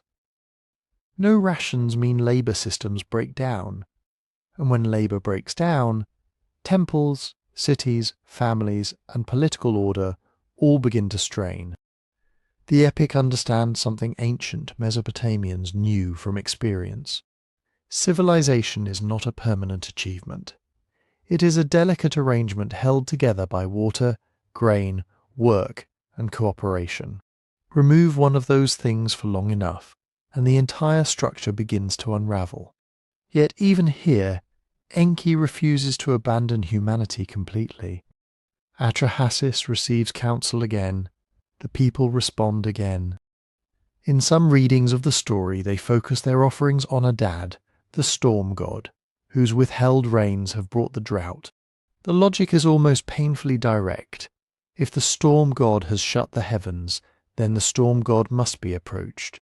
And once again the crisis passes. This recurring pattern tells us something important about the world of the epic. Human beings are not powerless, but neither are they independent. They cannot simply control nature through technique, intelligence, or political organization. They depend on forces beyond themselves. When disease spreads, when grain fails, when rain disappears, human survival becomes a question of maintaining relationships with powers that cannot be seen and cannot be compelled in any simple way. But the pattern also exposes a conflict among the gods themselves. Enlil sees humanity as an intolerable disturbance. Enki sees humanity as something worth preserving, or at least something he cannot bear to destroy. That difference will become the central fault line of the epic. Enlil wants a final solution to the human problem. Enki keeps finding loopholes, and after plague, famine, and drought, fail to silence the world below. Enlil will choose a disaster so total that no ritual response should be able to stop it. The flood. But before the waters rise, the Atra-Hasis epic makes something clear.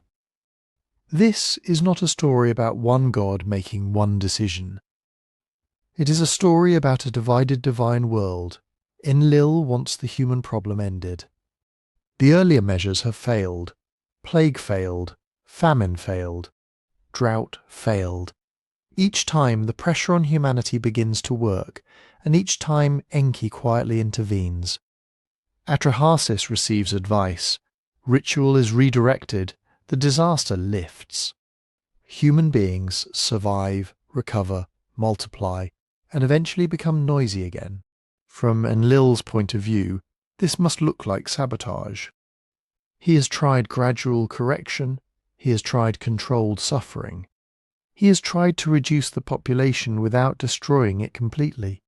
But every time, someone inside the divine order undermines the plan.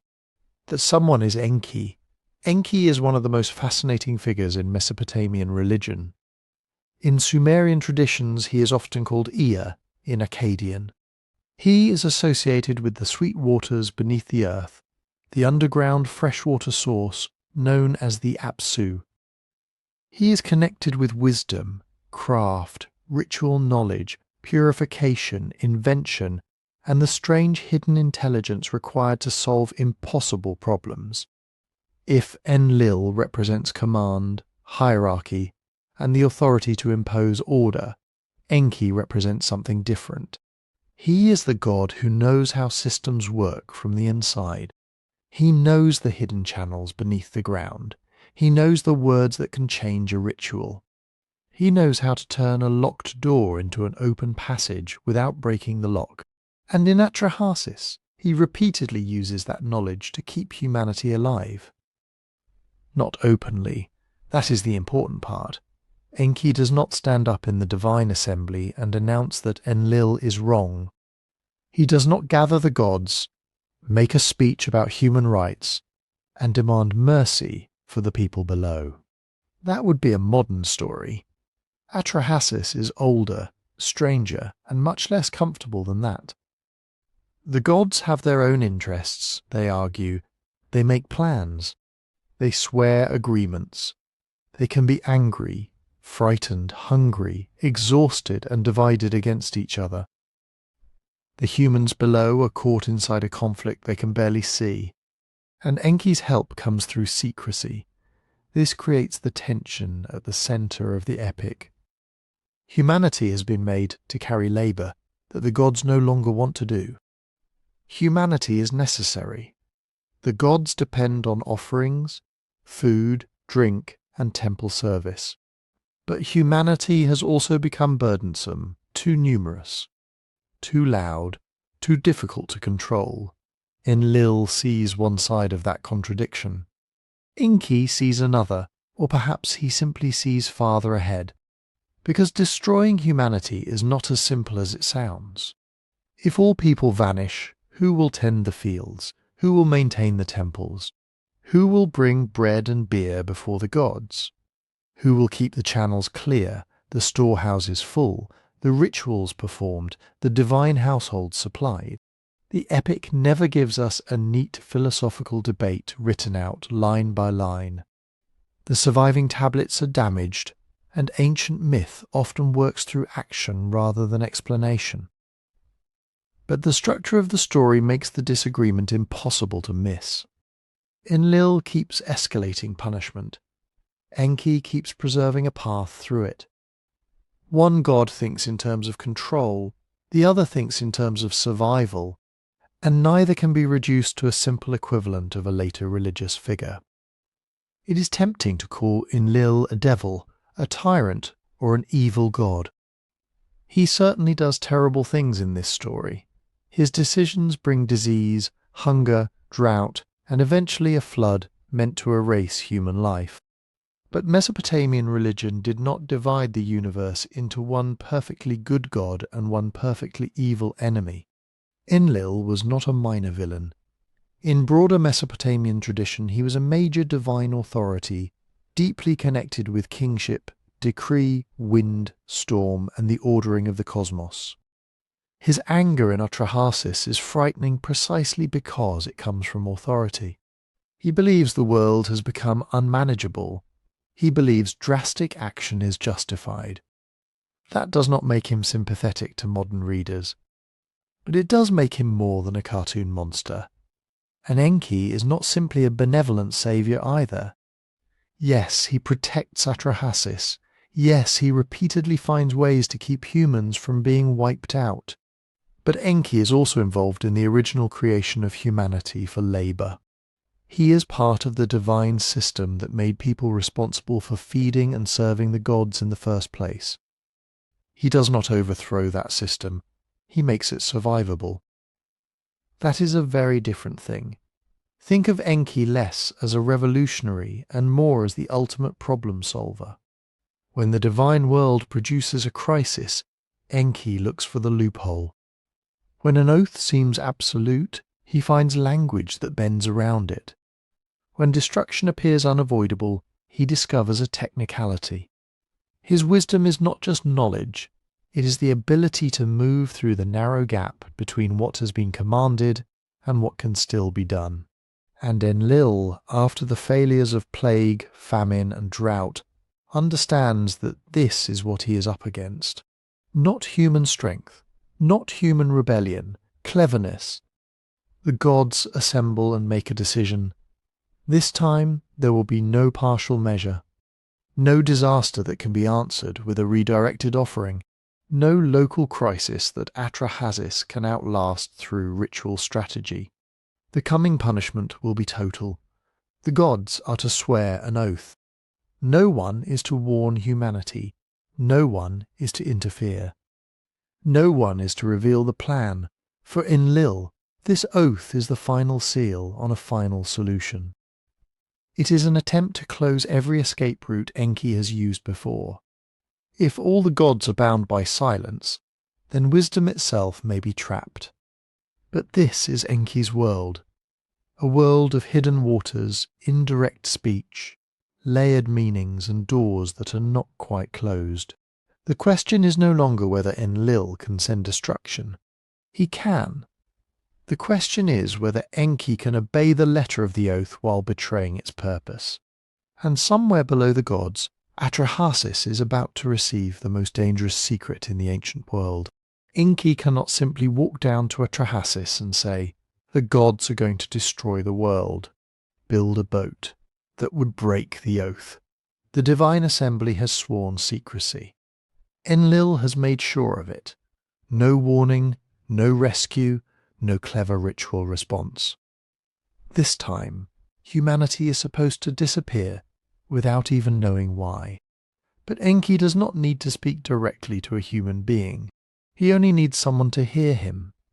In the Atra-Hasis epic, Enki approaches the dwelling of Atra-Hasis, often understood as a reed house or a structure with reed walls. And then he speaks to the wall, not to Atra-Hasis, to the wall. Reed wall, Enki calls out, "Listen to me." It is one of the strangest and most brilliant scenes in ancient literature. Enki has found the loophole. He has not openly warned a man. He has addressed an object, but Atra-Hasis is inside. He can hear every word. Think about the tension of that moment. The rest of humanity is living normally. Families are working, eating, sleeping, tending fields, preparing offerings, trying to survive in a world where drought and famine have already come and gone. They do not know a final decision has been made above them. They do not know the gods have agreed to erase them. They do not know the sky itself is about to become a weapon. But one man knows, or rather one man is allowed to overhear. That is the literary power of the scene. Knowledge becomes the difference between life and death. Atra-Hasis does not defeat the flood through strength. He does not challenge Enlil in battle. He is not chosen because he can overpower the gods. He survives because wisdom reaches him before disaster does. And the wisdom arrives disguised as a message to reeds. Enki tells Atra-Hasis to tear down his house, dismantle it, take the materials of ordinary human life, the house that shelters him, the structure that marks his place in the world, and turn it into something else. Build a vessel, build it quickly, build it in secret. The surviving text is damaged in places, so scholars have to be careful about reconstructing every technical detail. We cannot recover a complete ancient blueprint with total confidence. But the central instruction is clear. Atra-Hasis is to make a great boat, seal it against the water, and prepare it for the destruction that is coming. His house must become his escape. That image matters. In many flood stories, a vessel is just a vessel. But here, the command begins with the destruction of a home. Atra-Hasis has to dismantle the world he knows in order to survive the world that is about to end. The walls that once protected his family are no longer enough. The ordinary rules are gone. A house on land will become useless. Safety now has to float, and Enki gives him another command: preserve life. The wording varies across damaged lines and later related Mesopotamian traditions, but the basic idea is unmistakable. Atra-Hasis is to bring living things aboard. He is to preserve the seed of life through the catastrophe. Not just himself, not just his immediate household. Life must pass through the flood in a protected form. That is what turns the boat into more than an escape plan. It becomes a container for the future. Outside it, the old human world is about to be wiped away. Inside it, the possibility of another human world is being carried forward through darkness, water, and storm. But imagine what Atra-Hasis must be thinking. He has already survived divine punishments before. He has seen plague, he has seen famine, he has seen drought. Each time, Enki's hidden knowledge gave humanity a way through. But this is different. A plague can end, a drought can break. A famine can be endured by those with enough stored grain, enough luck, enough strength. A flood that covers everything gives you nowhere to go. No high ground is safe if the entire land is drowning. No field can feed you, no temple can protect you. No city wall can hold back a world-sized storm. And the God giving the warning is not promising that the waters will be gentle. He is telling Atra-Hasis to prepare for the end. There is another layer here that makes the story even more unsettling. Atra-Hasis is not warned because humanity as a whole has earned mercy. The epic does not suddenly transform into a story about universal justice. The other people do not receive instructions. They do not get a chance to build their own vessels. They are not invited into the divine argument. They remain outside the secret. That may feel brutal, because it is brutal. The Atra-Hasis epic is not interested in making the flood emotionally easy for us. It presents a universe where ordinary humans live under decisions made far above them. They can suffer because the gods are angry. They can die because the gods are divided. And survival may depend not on moral innocence, but on whether a powerful being decides to share dangerous knowledge. Atra-Hasis is the exception. The rest of the world is the price of the decision. And even Atra-Hasis is not entirely free. Enki's warning saves him, but it also places an impossible burden on him. He must obey quickly. He must build. He must gather. He must leave behind the normal world, while everyone around him remains unaware of what is coming. How do you explain that to your neighbours? How do you tear apart your own house without raising questions? How do you prepare a sealed vessel on dry land, while the people around you still expect tomorrow to be ordinary? The tablets do not always pause to give us his emotions in the way a modern novel might. Ancient Mesopotamian storytelling can be direct, compressed, and mercilessly fast. But the situation itself is full of dread. Atra-Hasis has knowledge no one else possesses. And knowledge like that is not only power, it is isolation. He now knows that the gods are not all-powerful in the simple sense. They can argue, they can make oaths, they can be outmaneuvered by their own rules. Enki has found a way to preserve life without openly defying the assembly. But Atra-Hasis also knows something worse. The flood is not an accident. It is not a natural disaster with no intention behind it. It is a decision, a deliberate attempt to silence humanity forever. This is where later listeners may begin to recognize familiar shapes. A chosen survivor, a warning from a god, a vessel built before an overwhelming flood. The preservation of life while the wider world is destroyed. Those resemblances are real enough to deserve attention. But resemblance is not yet explanation. Stories can travel. Stories can be adapted. Stories can share older regional traditions. And sometimes stories can resemble each other because flood, survival, divine anger, and renewal are among the deepest patterns human beings use to make sense of catastrophe. For now, the important thing is simpler. Long before we reach any conclusion about later traditions, Atra-Hasis is already standing beside a reed house, listening to a god speak around an oath. The instructions have been given.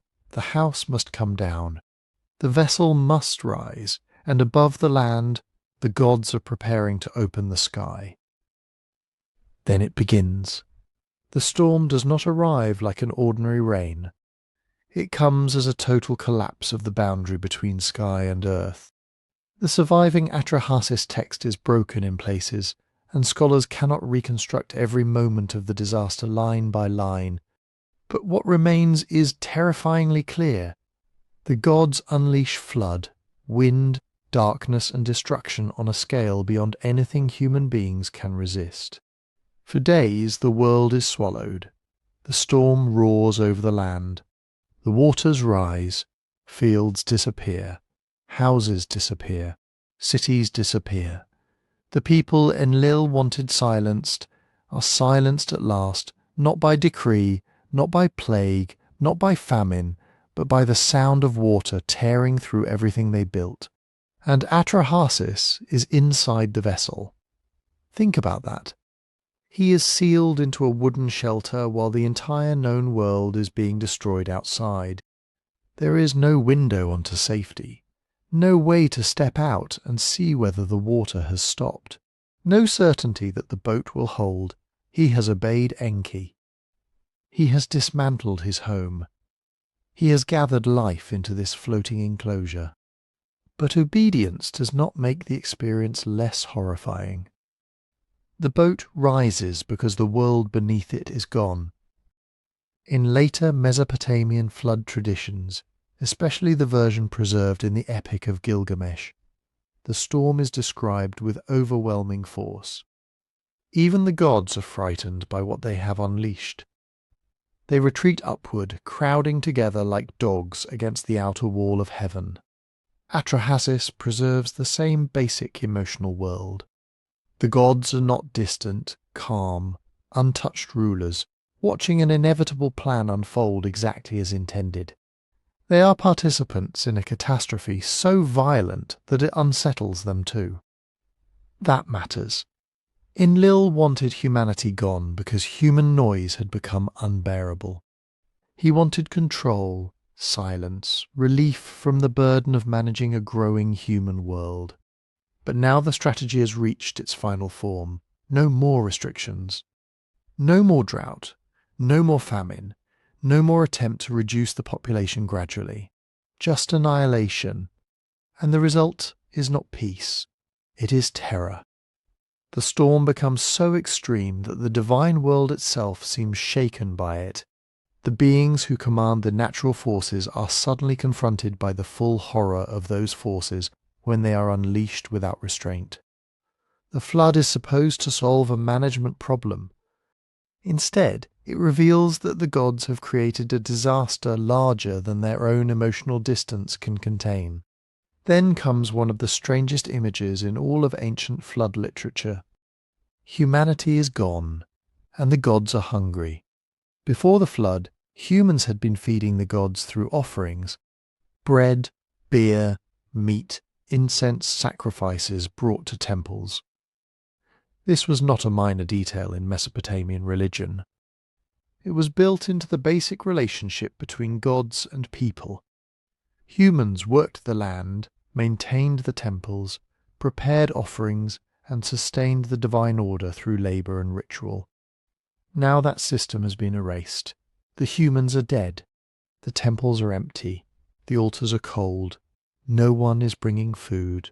In the flood tradition associated with Atra-Hasis, the gods gather around the sacrifice offered by the surviving man like flies.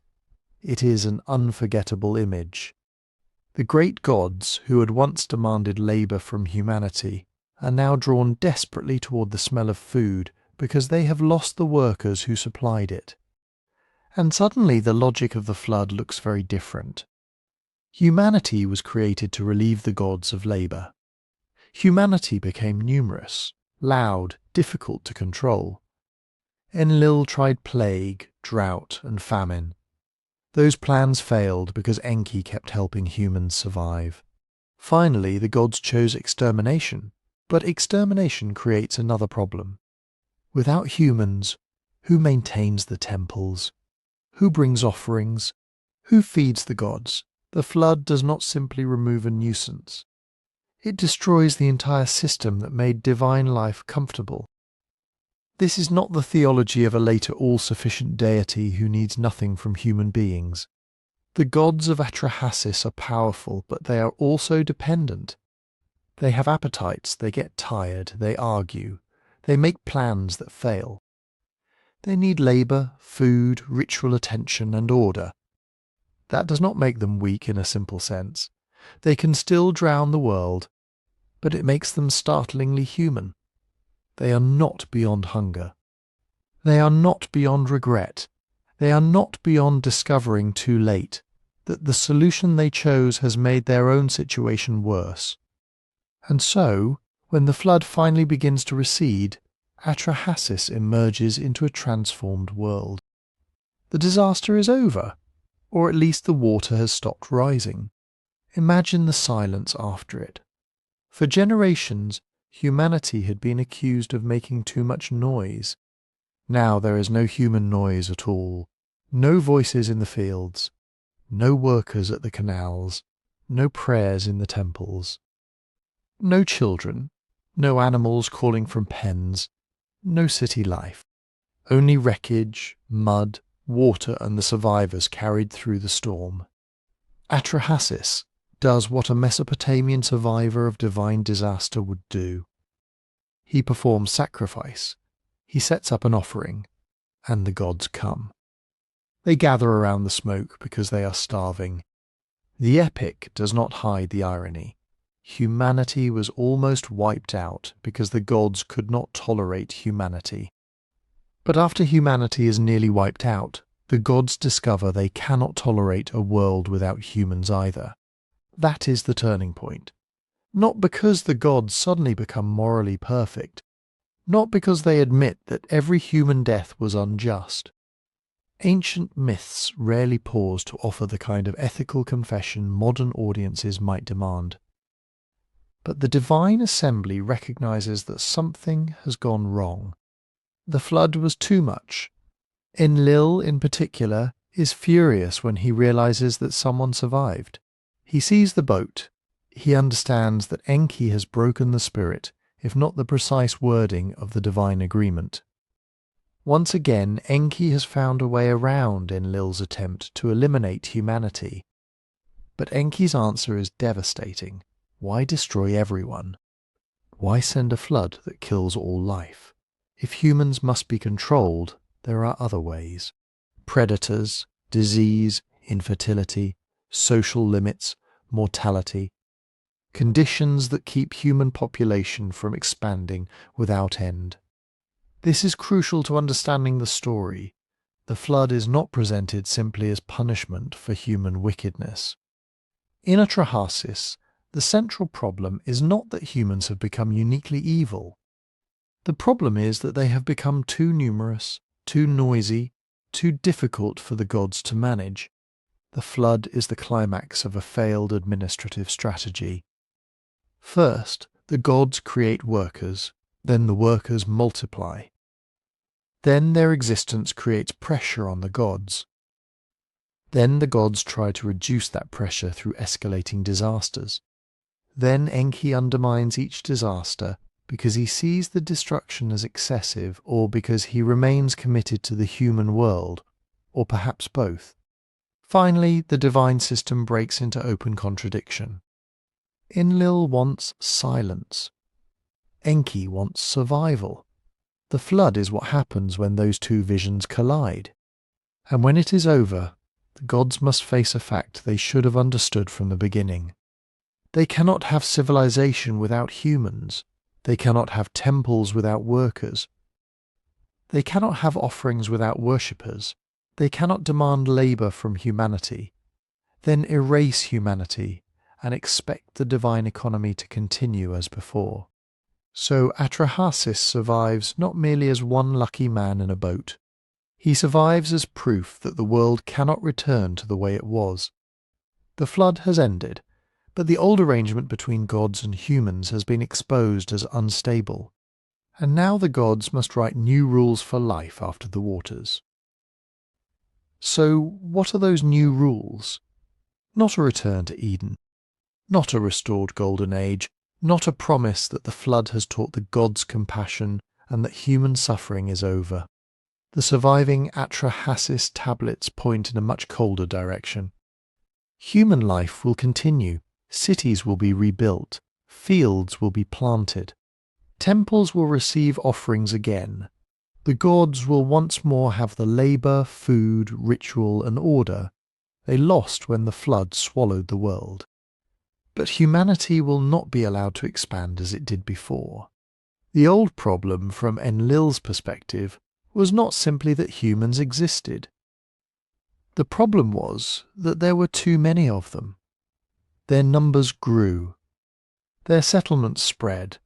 Their collective noise rose toward heaven.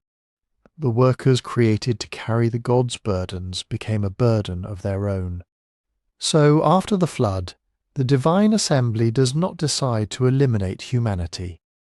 It decides to limit humanity, and this is where Atra-Hasis becomes one of the bleakest creation stories ever written. Enki proposes measures that will keep the human population from growing without restraint. The text is damaged, and scholars debate the exact reconstruction of some lines. But the overall plan is clear enough. Human reproduction will now be shaped by loss, restriction, and uncertainty. Not every pregnancy will lead to a child. Not every child will survive. Not every woman will become a mother, and human beings will live under the permanent reality of death. Think about what that means in the logic of the epic. Before the flood, human multiplication appears almost automatic. People reproduce, communities grow. The population rises until the gods can no longer bear its consequences. After the flood, reproduction is no longer treated as an unquestioned blessing. It becomes something regulated, something divided, something exposed to forces beyond human control. The tablets mention infant loss. A demoness, often identified in translation as Pashitu, is assigned a terrible role in the new order. She will take infants from the mother's lap. In the ancient world, this was not an abstract fear. Infant mortality was a brutal fact of life. Pregnancy and childbirth were dangerous. Newborns were vulnerable to disease, malnutrition, infection, and complications no one could treat. Atra-Hasis gives that vulnerability a mythic explanation. The death of children is not random in the story's universe. It becomes part of a divine population policy that is difficult to hear. And it should be, but we also have to be careful about how we hear it. This is not a modern government policy document. It is a myth from ancient Mesopotamia, shaped by a world where death in childbirth and infant death were common enough to demand explanation. The epic does not invent these experiences, it gives them a place within a cosmic story. Why do some children die? Why does a pregnancy end in grief?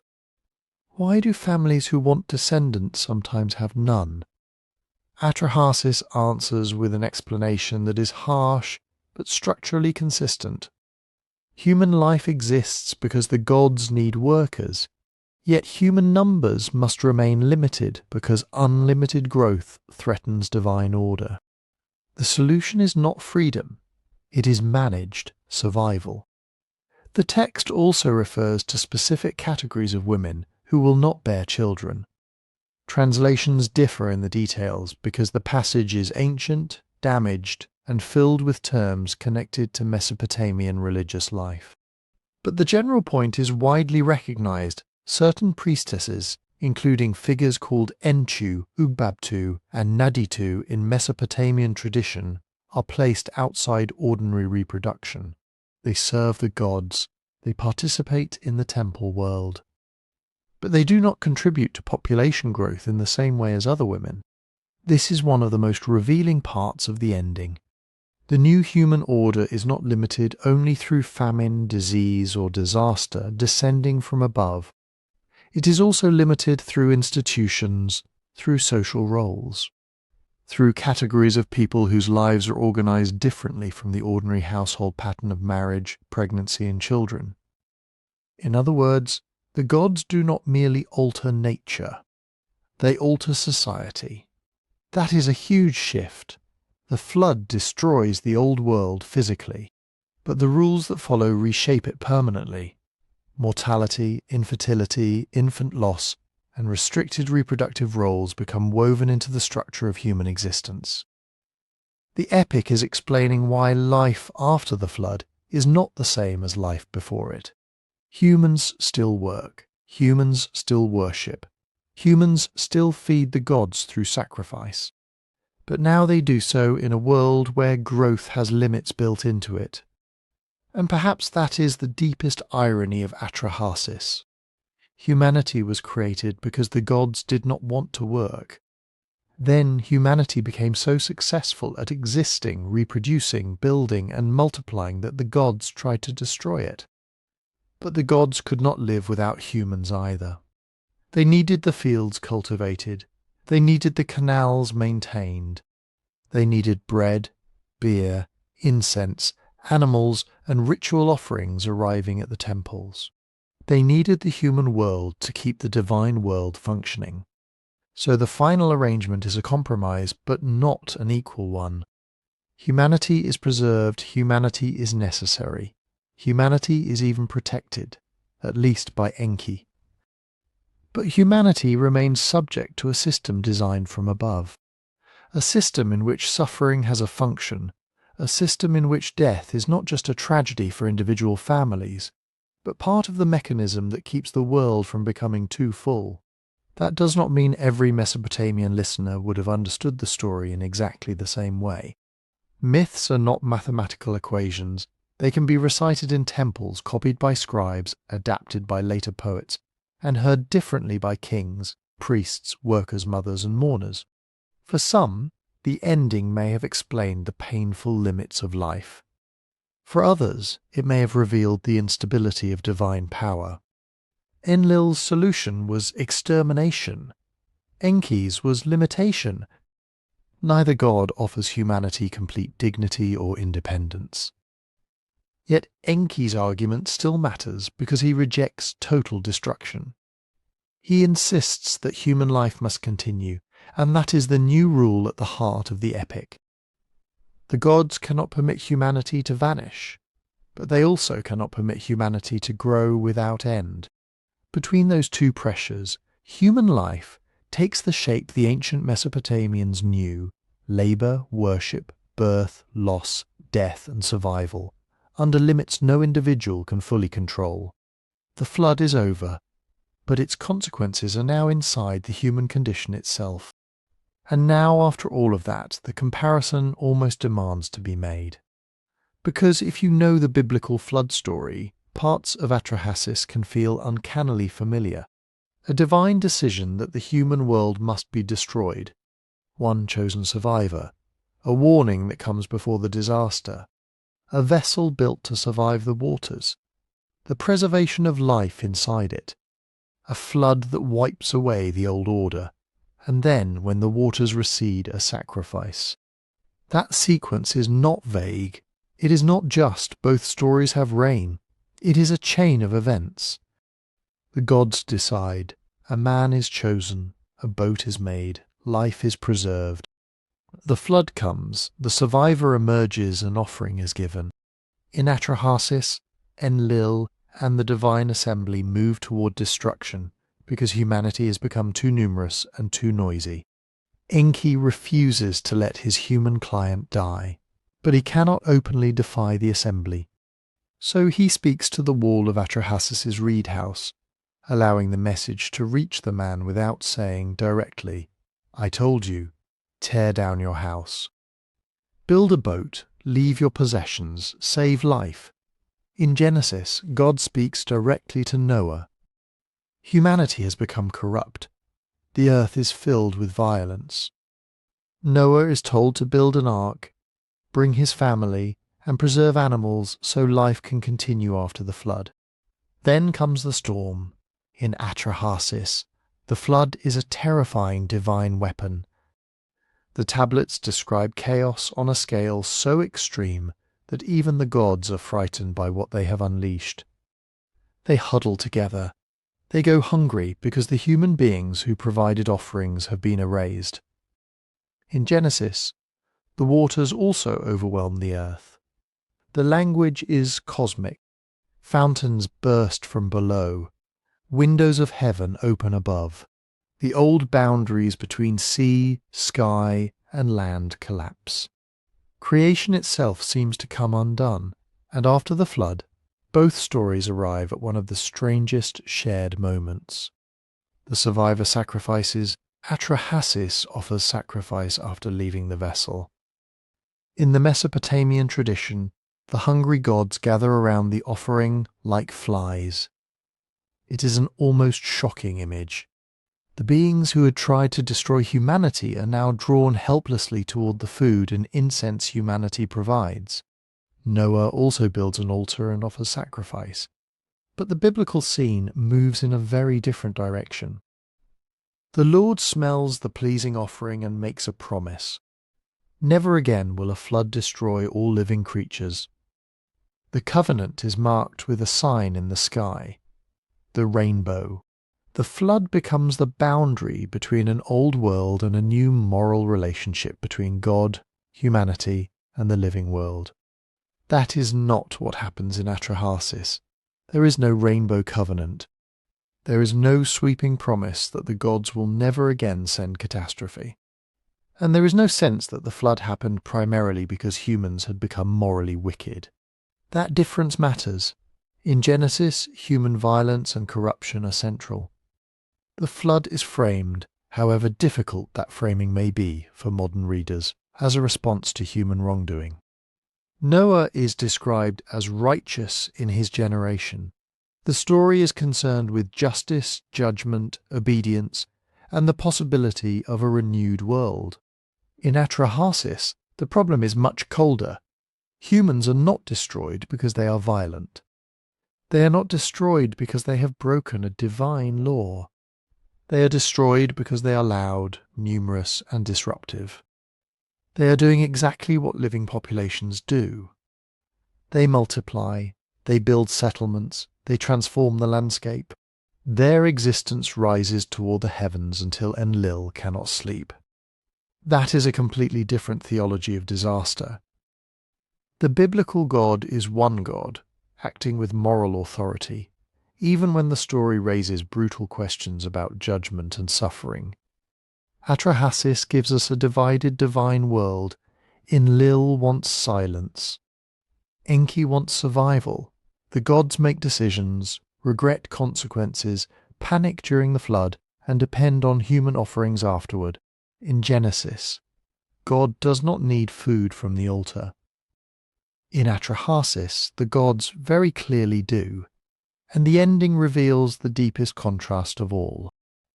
After Noah's flood, humanity receives a covenantal future. Human life remains dangerous, death remains real, and the world is not magically repaired. But the story points toward a stable order. Seasons will continue, life will continue, and the destruction of all flesh by flood will not happen again. After Atra-Hasis' flood, humanity receives restrictions. Population must be controlled, birth will be uncertain, death will remain woven into the system. The gods have not made peace with human existence. They have made it manageable. So does that mean the biblical story copied Atra-Hasis? Not necessarily, and this is where people often rush toward the simplest answer, because the similarities are too dramatic to ignore. There are at least 3 possibilities, and more than one may be true at the same time. First, these stories could reflect cultural contact. Ancient Mesopotamia and the biblical world were not sealed off from each other. People moved through trade, migration, diplomacy, war, exile, and empire. Stories travelled with merchants, scribes, priests, captives, and families. Second, they may preserve inherited traditions. Flood stories could have circulated for centuries, changing each time they were retold. One tradition becomes another. A shared story world branches into different local versions, each shaped by its own language, gods, politics, and moral concerns. Third, flood narratives may emerge from common regional experience. Mesopotamia was a land of rivers. The Tigris and Euphrates gave life, but they could also destroy it. Sudden flooding, ruined crops, drowned settlements, and displaced populations were not imaginary problems. A devastating local flood could become, over generations, a story about the end of the whole world. And Atra-Hasis is not standing alone here. The Mesopotamian flood tradition appears again in the Epic of Gilgamesh. There, the flood survivor is called Utnapishtim.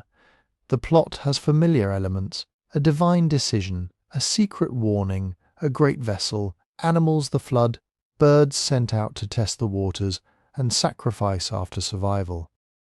An even older Sumerian tradition tells of Ziusudra, another flood survivor.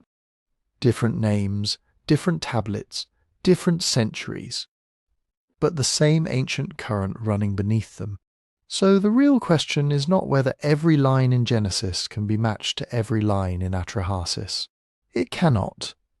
And the real question is not whether the two stories are totally unrelated. That is hard to defend too. The evidence points somewhere more interesting. These are related stories in an ancient Near Eastern conversation about survival, divine power, human failure, and the terrifying force of water. But each tradition uses that shared structure to say something different. Atra-Hasis asks, how can humanity survive when the gods themselves are divided and human life has become a burden? Genesis asks, can a corrupted world be judged without abandoning creation forever? Same flood, same basic architecture, but not the same God, not the same reason, and not the same future. And once you see Atra-Hasis beside Noah, another comparison starts pulling at the edge of the story. Not the flood this time, the beginning, because Atra-Hasis does not begin with human sin, or human violence, or a garden. It begins with labour. Before humans exist, the lower-ranking gods are doing the hard work of maintaining the world. They dig canals, they clear waterways, they carry the burden of irrigation, agriculture, and the massive engineered landscape of Mesopotamia. Eventually they revolt, and the answer the gods devise is humanity. Humans are shaped from clay. Divine blood is mixed into the material. Then the new creatures are assigned the work that the lesser gods no longer want to do. That is where the title gets its force. Humans built as slaves before Eden named them free. It is a powerful line, but it needs to be handled carefully. Atra-Hasis is unquestionably older than the final written form of the Hebrew Bible as we now have it. The best-known Atra-Hasis tablets come from ancient Mesopotamia, with old Babylonian copies dating to roughly the 18th century BCE. The biblical texts reached their final forms much later, through a long process of writing, editing, preservation, and debate. Many scholars place major stages of the Hebrew Bible's final composition in the first millennium BCE, especially around and after the Babylonian exile. So yes, the tablet comes before the final biblical book. But older does not automatically mean source. Chronology can show that one story existed earlier. It cannot by itself prove that another author read it, copied it, or accepted its ideas. Stories can travel indirectly. They can survive orally. They can be reshaped across centuries, or they can emerge from shared cultural questions asked by neighbouring societies living in the same ancient world. And in this case, the question was enormous. Why are human beings here? Atra-Hasis gives one answer. We are here because the gods needed workers. Genesis gives an answer that sounds familiar in one way and radically different in another. In Genesis, humanity is also made from earth. Adam is formed from the dust of the ground. The connection is impossible to miss. Clay, soil, earth, breath. In both traditions, human beings are tied to the material world. We are not gods. We are fragile creatures made from the same ground we farm, walk on, bury our dead in, and eventually return to. But the meaning of that earth is different.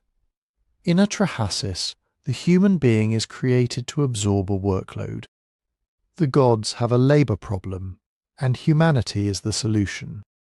The divine blood mixed into the clay does not turn humans into equals of the gods. It marks them as creatures made for divine purposes, placed inside a system where the gods need food, offerings, temples, and service. The world of Atra-Hasis is a divine economy. The gods require labour. Labour creates food. Food becomes sacrifice. Sacrifice sustains the gods. And human beings stand at the bottom of that chain. Now compare that with Genesis. Genesis does not say humans are made because God is tired of working. There is no divine strike, no assembly of exhausted gods, no need to manufacture labourers so heaven can rest. Instead, Genesis says humanity is made in the image of God. That phrase has generated centuries of argument. What exactly does image mean? Reason, moral capacity, royal authority, relationship. The ability to represent God within creation? The text does not stop to define it for us. But whatever else it means, it gives humanity a status that is not found in Atra-Hasis in the same way. Humans in Genesis are blessed. They are told to be fruitful. They are given responsibility within the living world. They are told to rule or exercise dominion over other creatures, language that has itself been argued over endlessly. Is it permission to exploit, a command to govern, a duty of stewardship under God's authority? Interpretations differ, but the basic structure is clear. In Atra-Hasis, humans serve the gods because the gods need relief. In Genesis, humans live under God's command, but they are also presented as bearing a unique role within creation. That does not mean Genesis imagines human life as effortless freedom. Not even close. This is where Eden becomes more complicated than people remember. The garden is not a place where Adam and Eve do nothing forever. Genesis says the human is placed in Eden, to work it and keep it. Cultivation is there before the serpent, before the forbidden fruit, before exile, before the curse. Work itself is not introduced as a punishment. The garden has to be tended. The ground has to be kept. Human beings have a task. But after the rupture, that task changes. The ground becomes resistant. Food comes through sweat. Thorns and thistles appear. The labour that existed in Eden becomes toil outside Eden. Work is no longer simply participation in an ordered garden. It becomes struggle against a world that no longer easily yields what human beings need. That is a major distinction. Genesis does not say you were made as slaves and now you must labour. It says something more layered. You were given a place, a command, a relationship, and a responsibility. But disobedience fractures that order, and now even the work connected to human life becomes painful. So when someone says Eden named them free, that is not a direct quotation from Genesis. Genesis never uses that phrase, and it does not present humanity as politically free in the modern sense, independent from all authority and able to define its own purpose. Adam and Eve are commanded. They are limited. They are accountable. They belong to a world made by God, not to themselves alone. What the phrase captures is an interpretation, a provocative one. Atra-Hasis can be read as a story in which human beings exist primarily for the maintenance of divine power. Genesis can be read as a story that gives humanity a more elevated and relational role. Made in God's image, placed in a world called good, entrusted with cultivation and addressed directly by the Creator. But that is an argument about theology, not a simple fact hidden in the tablets. And the contrast may be sharper than the ancient texts themselves intended, because neither story offers modern individual freedom. Atra-Hasis gives humanity necessity. Labour is built into the reason humans exist. Genesis gives humanity dignity, but also obligation. The human is not a disposable workforce for a hungry pantheon. Yet the human is still commanded to serve, cultivate, restrain desire, and live within limits. Maybe that is why these stories still feel so close to us. They are not only asking where we came from, they are asking why every human life seems tied to work. Is labour a curse, a calling, a burden imposed by those above us, or part of what it means to be human in the first place? Atra-Hasis and Eden do not give the same answer, but they are staring at the same ancient problem.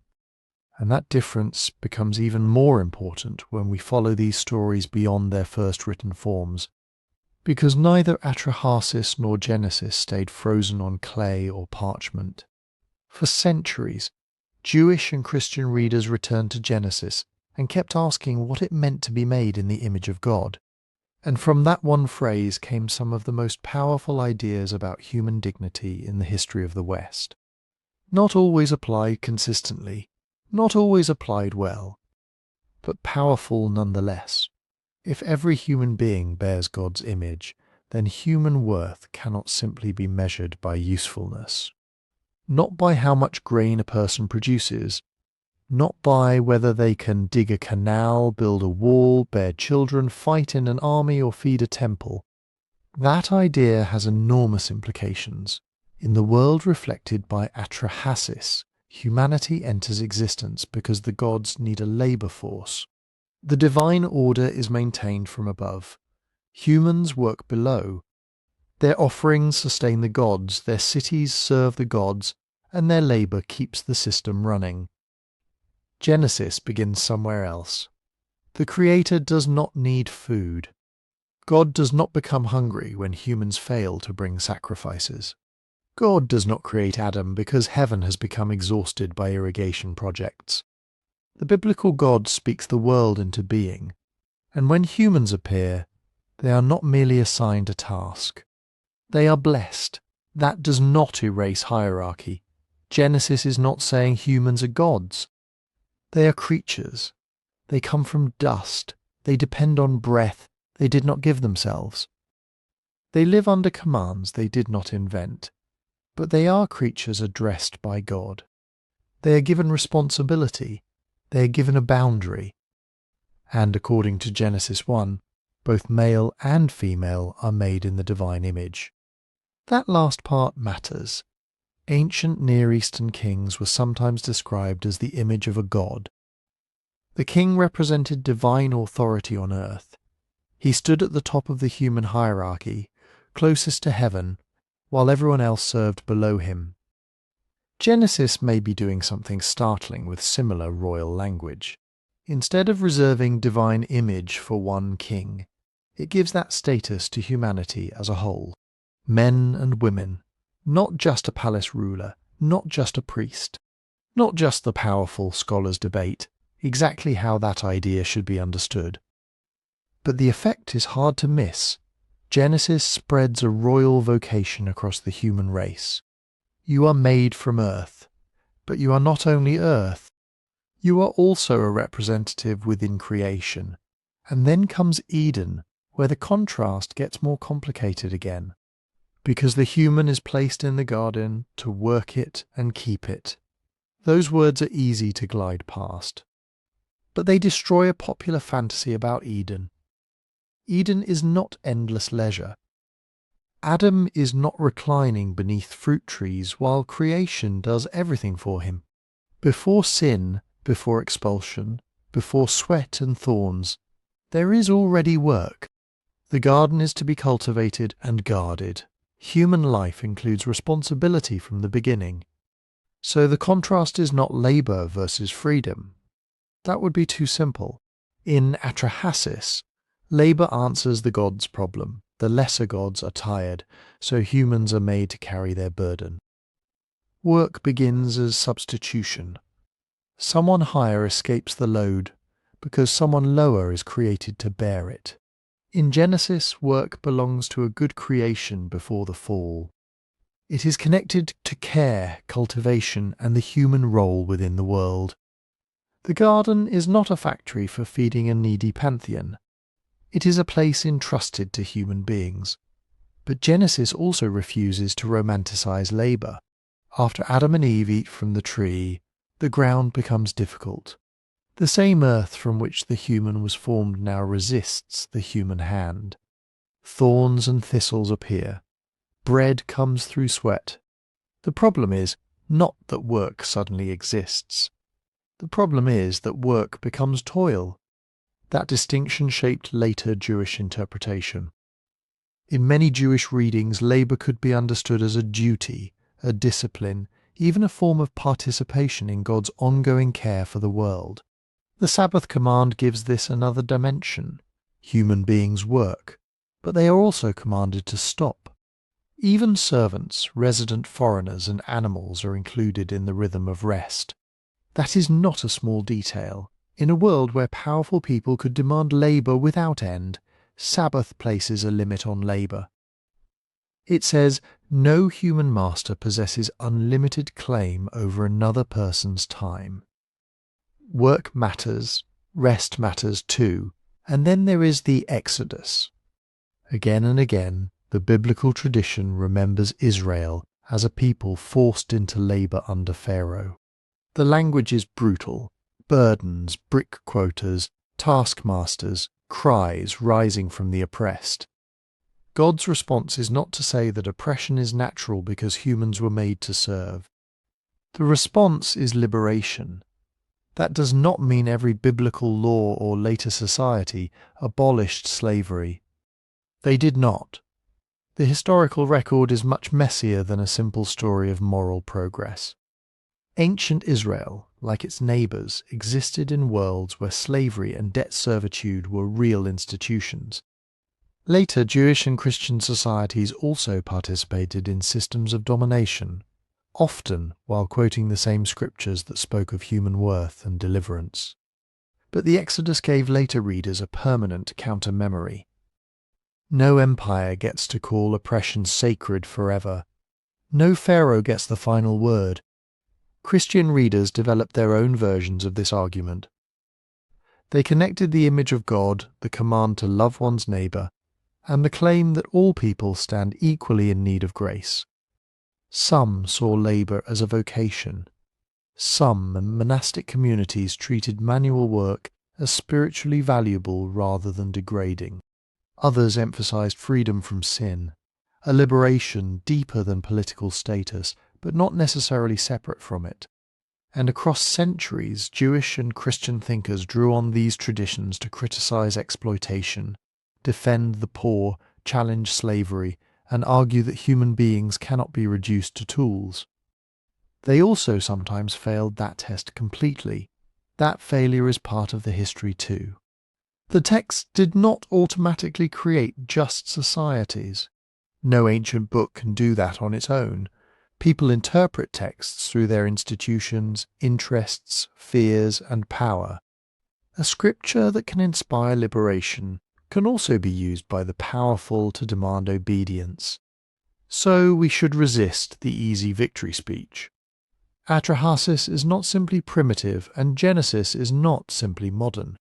Atra-Hasis is a profound Mesopotamian attempt to explain why labour is hard, why the gods demand service, why human survival depends on unstable systems of water, food, and sacrifice. It speaks from a civilization where canal labour was not an abstract metaphor. If irrigation failed, cities died. Genesis is answering related questions through a different vision of God, creation, human responsibility, and moral rupture. Both stories know that human beings work. Both know that the earth can resist us. Both know that order has a cost. But Atra-Hasis imagines humanity as the answer to divine exhaustion. Genesis imagines humanity as bearing divine image. That does not make humans autonomous. It does not make the garden effortless. It does not remove duty, suffering, or the harshness of life outside Eden. What it changes is the deepest reason for human existence. Are people here because those above them need to be served? Or are they here because their lives possess a God-given purpose that no workload can fully explain? That is the tension beneath Eden, and it is why this old comparison still matters. But now we need to slow down, because this is exactly where an ancient tablet can become dangerous in the wrong hands. Atra-Hasis is dramatic. Humans are made from clay and divine blood. They are created because the gods are tired of digging canals and carrying baskets. Then humanity multiplies, becomes too noisy, and the gods send disaster after disaster to reduce them. Put that story next to Genesis, and the temptation is obvious. Some people want to say Atra-Hasis proves the Bible copied an older Mesopotamian religion. Others want to say it proves that humanity really was engineered as a slave species by powerful beings in the distant past. Others go further still, treating ancient gods as disguised aliens, ancient myths as secret technical reports, and broken clay tablets as evidence of a hidden history nobody wants us to know. But that is asking the tablet to do something it cannot do. Atra-Hasis can prove that ancient Mesopotamian scribes preserved a story about human origins in which labour, divine conflict, population pressure, and flood were all connected. It can prove that this story circulated in Mesopotamia long before the surviving biblical manuscripts. It can show us that people living between the Tigris and Euphrates imagined the human condition through the realities that surrounded them. Mud brick cities, irrigation canals, temple economies, famine, disease, war, and floods. That is already extraordinary, but it cannot prove that humans were literally manufactured as slaves. It cannot prove that the gods of Mesopotamia were historical beings. It cannot prove that Genesis is simply a rewritten version of Atra-Hasis.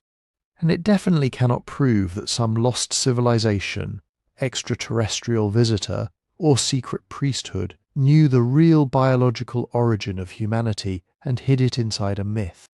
A myth is not worthless because it is not a laboratory report. But it is not a laboratory report. That distinction matters. The surviving Atra-Hasis tablets are ancient, but they are not direct recordings from the beginning of human civilization. They are copies made by scribes. Some are damaged. Some lines are missing. Some passages survive in one version but not another.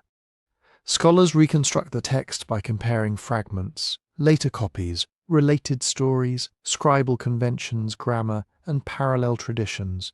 Imagine trying to reconstruct an entire movie from scattered pages of a script, a few quotations in other books, and subtitles copied centuries later by people who may not have understood every line perfectly. You could recover a great deal, but you would not pretend every missing sentence was certain. That is the world of ancient texts. Even translation introduces another layer. Akkadian words do not always fit neatly into English. A term can carry shades of meaning that disappear when we choose a single modern word. Slave, servant, worker, burden, duty, noise, clay, flesh, blood, all of these can sound immediate in English, but each comes from a linguistic and cultural world that needs careful interpretation. Then comes the biggest layer of all. Us. Modern readers arrive with questions the ancient scribes were not necessarily asking. We want to know whether the story is scientifically true. We want to know whether it conflicts with Genesis. We want to know whether it exposes a conspiracy behind religion, government, or human identity itself. But Atra-Hasis was not written for a modern internet argument. It emerged from a civilization trying to understand why people must work, why cities depend on unstable rivers, why children die, why famine comes, why rulers demand labour, why the gods seem distant, and why disaster can erase in days what generations spent building. That does not mean the story has no relationship to history.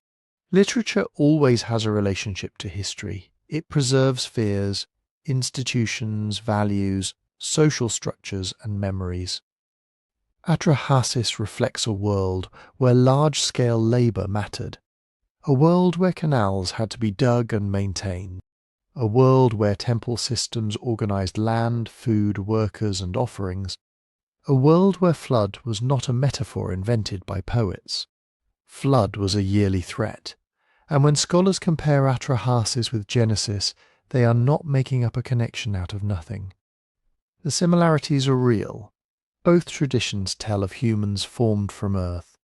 Both connect human life with labour and divine command. Both preserve a flood story involving divine judgment, a chosen survivor, a vessel, animals, the release of birds, sacrifice after survival, and a new arrangement for life after catastrophe. Those parallels deserve attention, but parallels are not the same as proof of direct copying.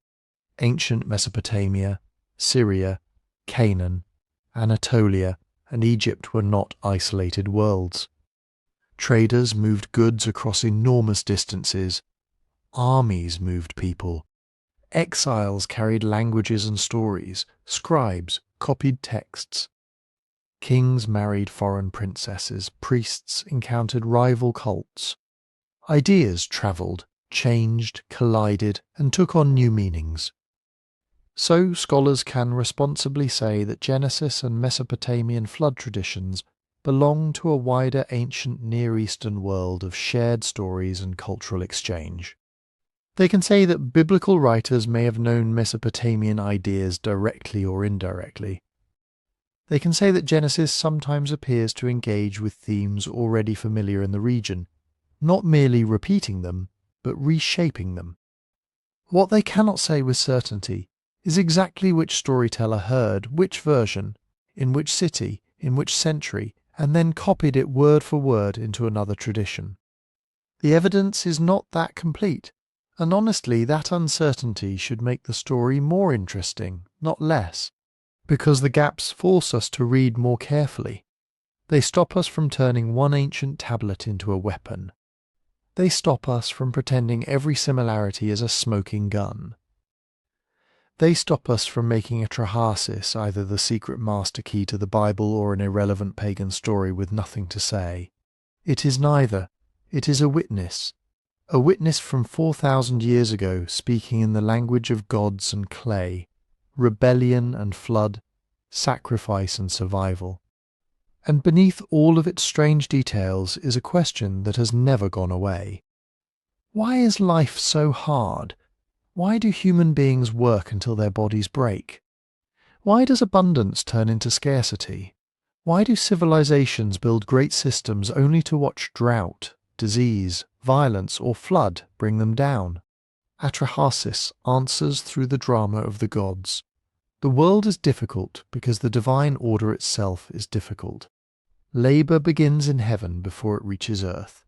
Mortality becomes necessary because unchecked human life threatens the balance of creation.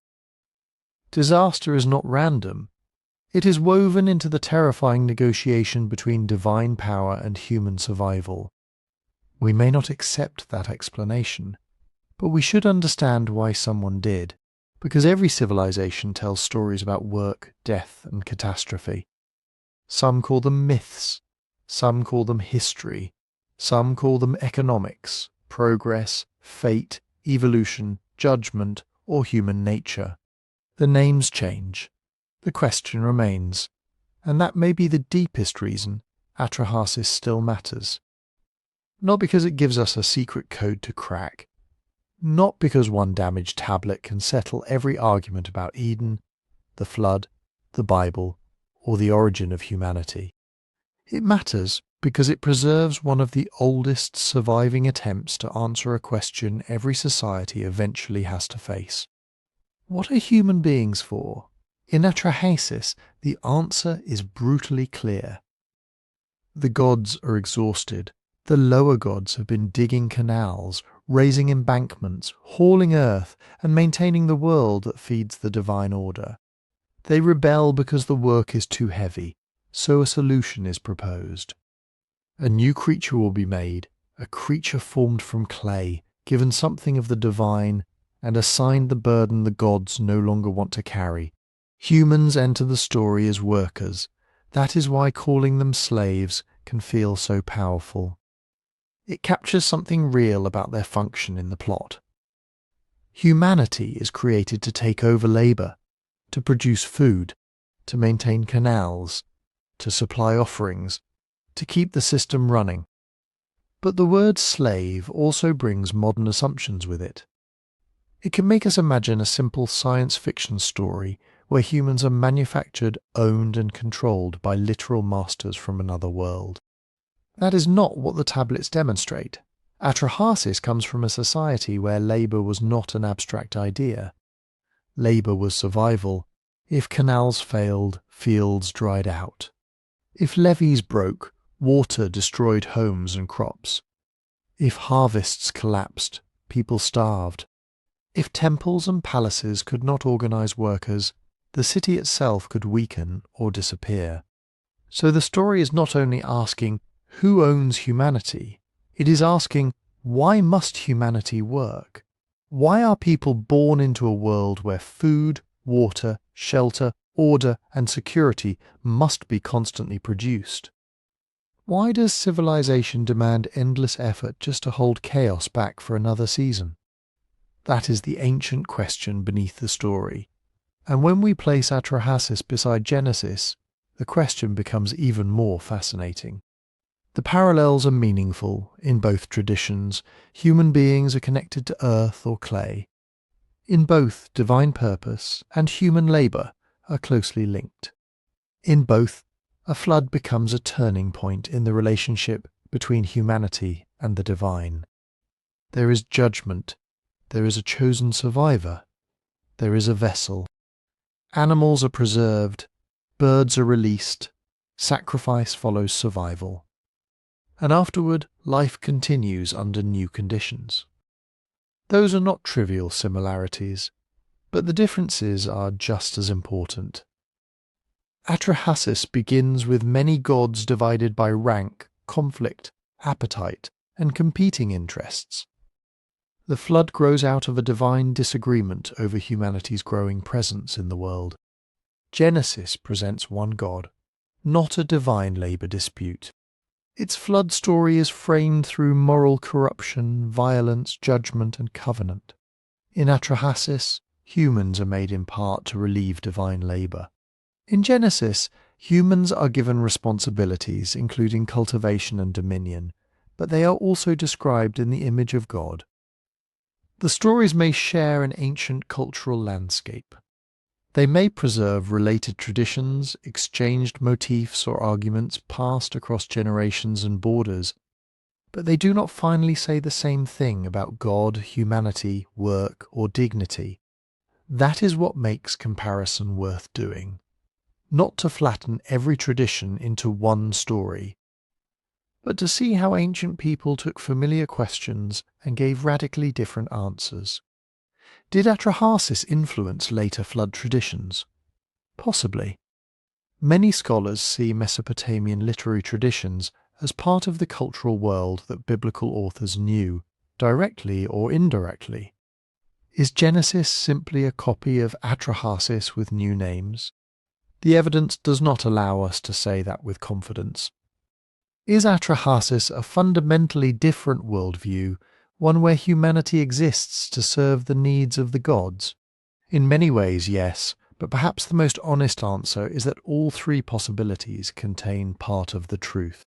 Influence may have happened, shared tradition may have happened, and deep disagreement may have happened too. Ancient writers did not create stories in sealed rooms. They inherited ideas, challenged them, reshaped them, argued with them, and passed them on. Genesis may stand in conversation with Mesopotamian stories without being reducible to them. Atra-Hasis may preserve themes older than its surviving tablets without giving us a direct window into the first human memories of flood or creation. So no, this tablet does not settle the origins of Eden. It does something more valuable. It reveals the cultural world in which questions about Eden could be debated. A world where clay could mean life, where flood could mean judgment, where labour could explain the human condition, and where survival depended on finding a way to live with forces far larger than any one person. And maybe that is why the story still reaches us across 4,000 years. We still work, we still fear catastrophe, we still build systems we depend on but barely control. And we still ask whether our lives are defined by burden alone, or whether there is something in us that reaches beyond it. So what do you think? Do you see Atra-Hasis as an influence on Genesis, a parallel tradition from the same ancient world, or a fundamentally different vision of what humanity is for? Let me know in the comments and tell us where you're listening from. If you enjoyed this journey into the ancient world, please like, comment and subscribe. And the best way to support the channel is to listen on Spotify through the link in the description.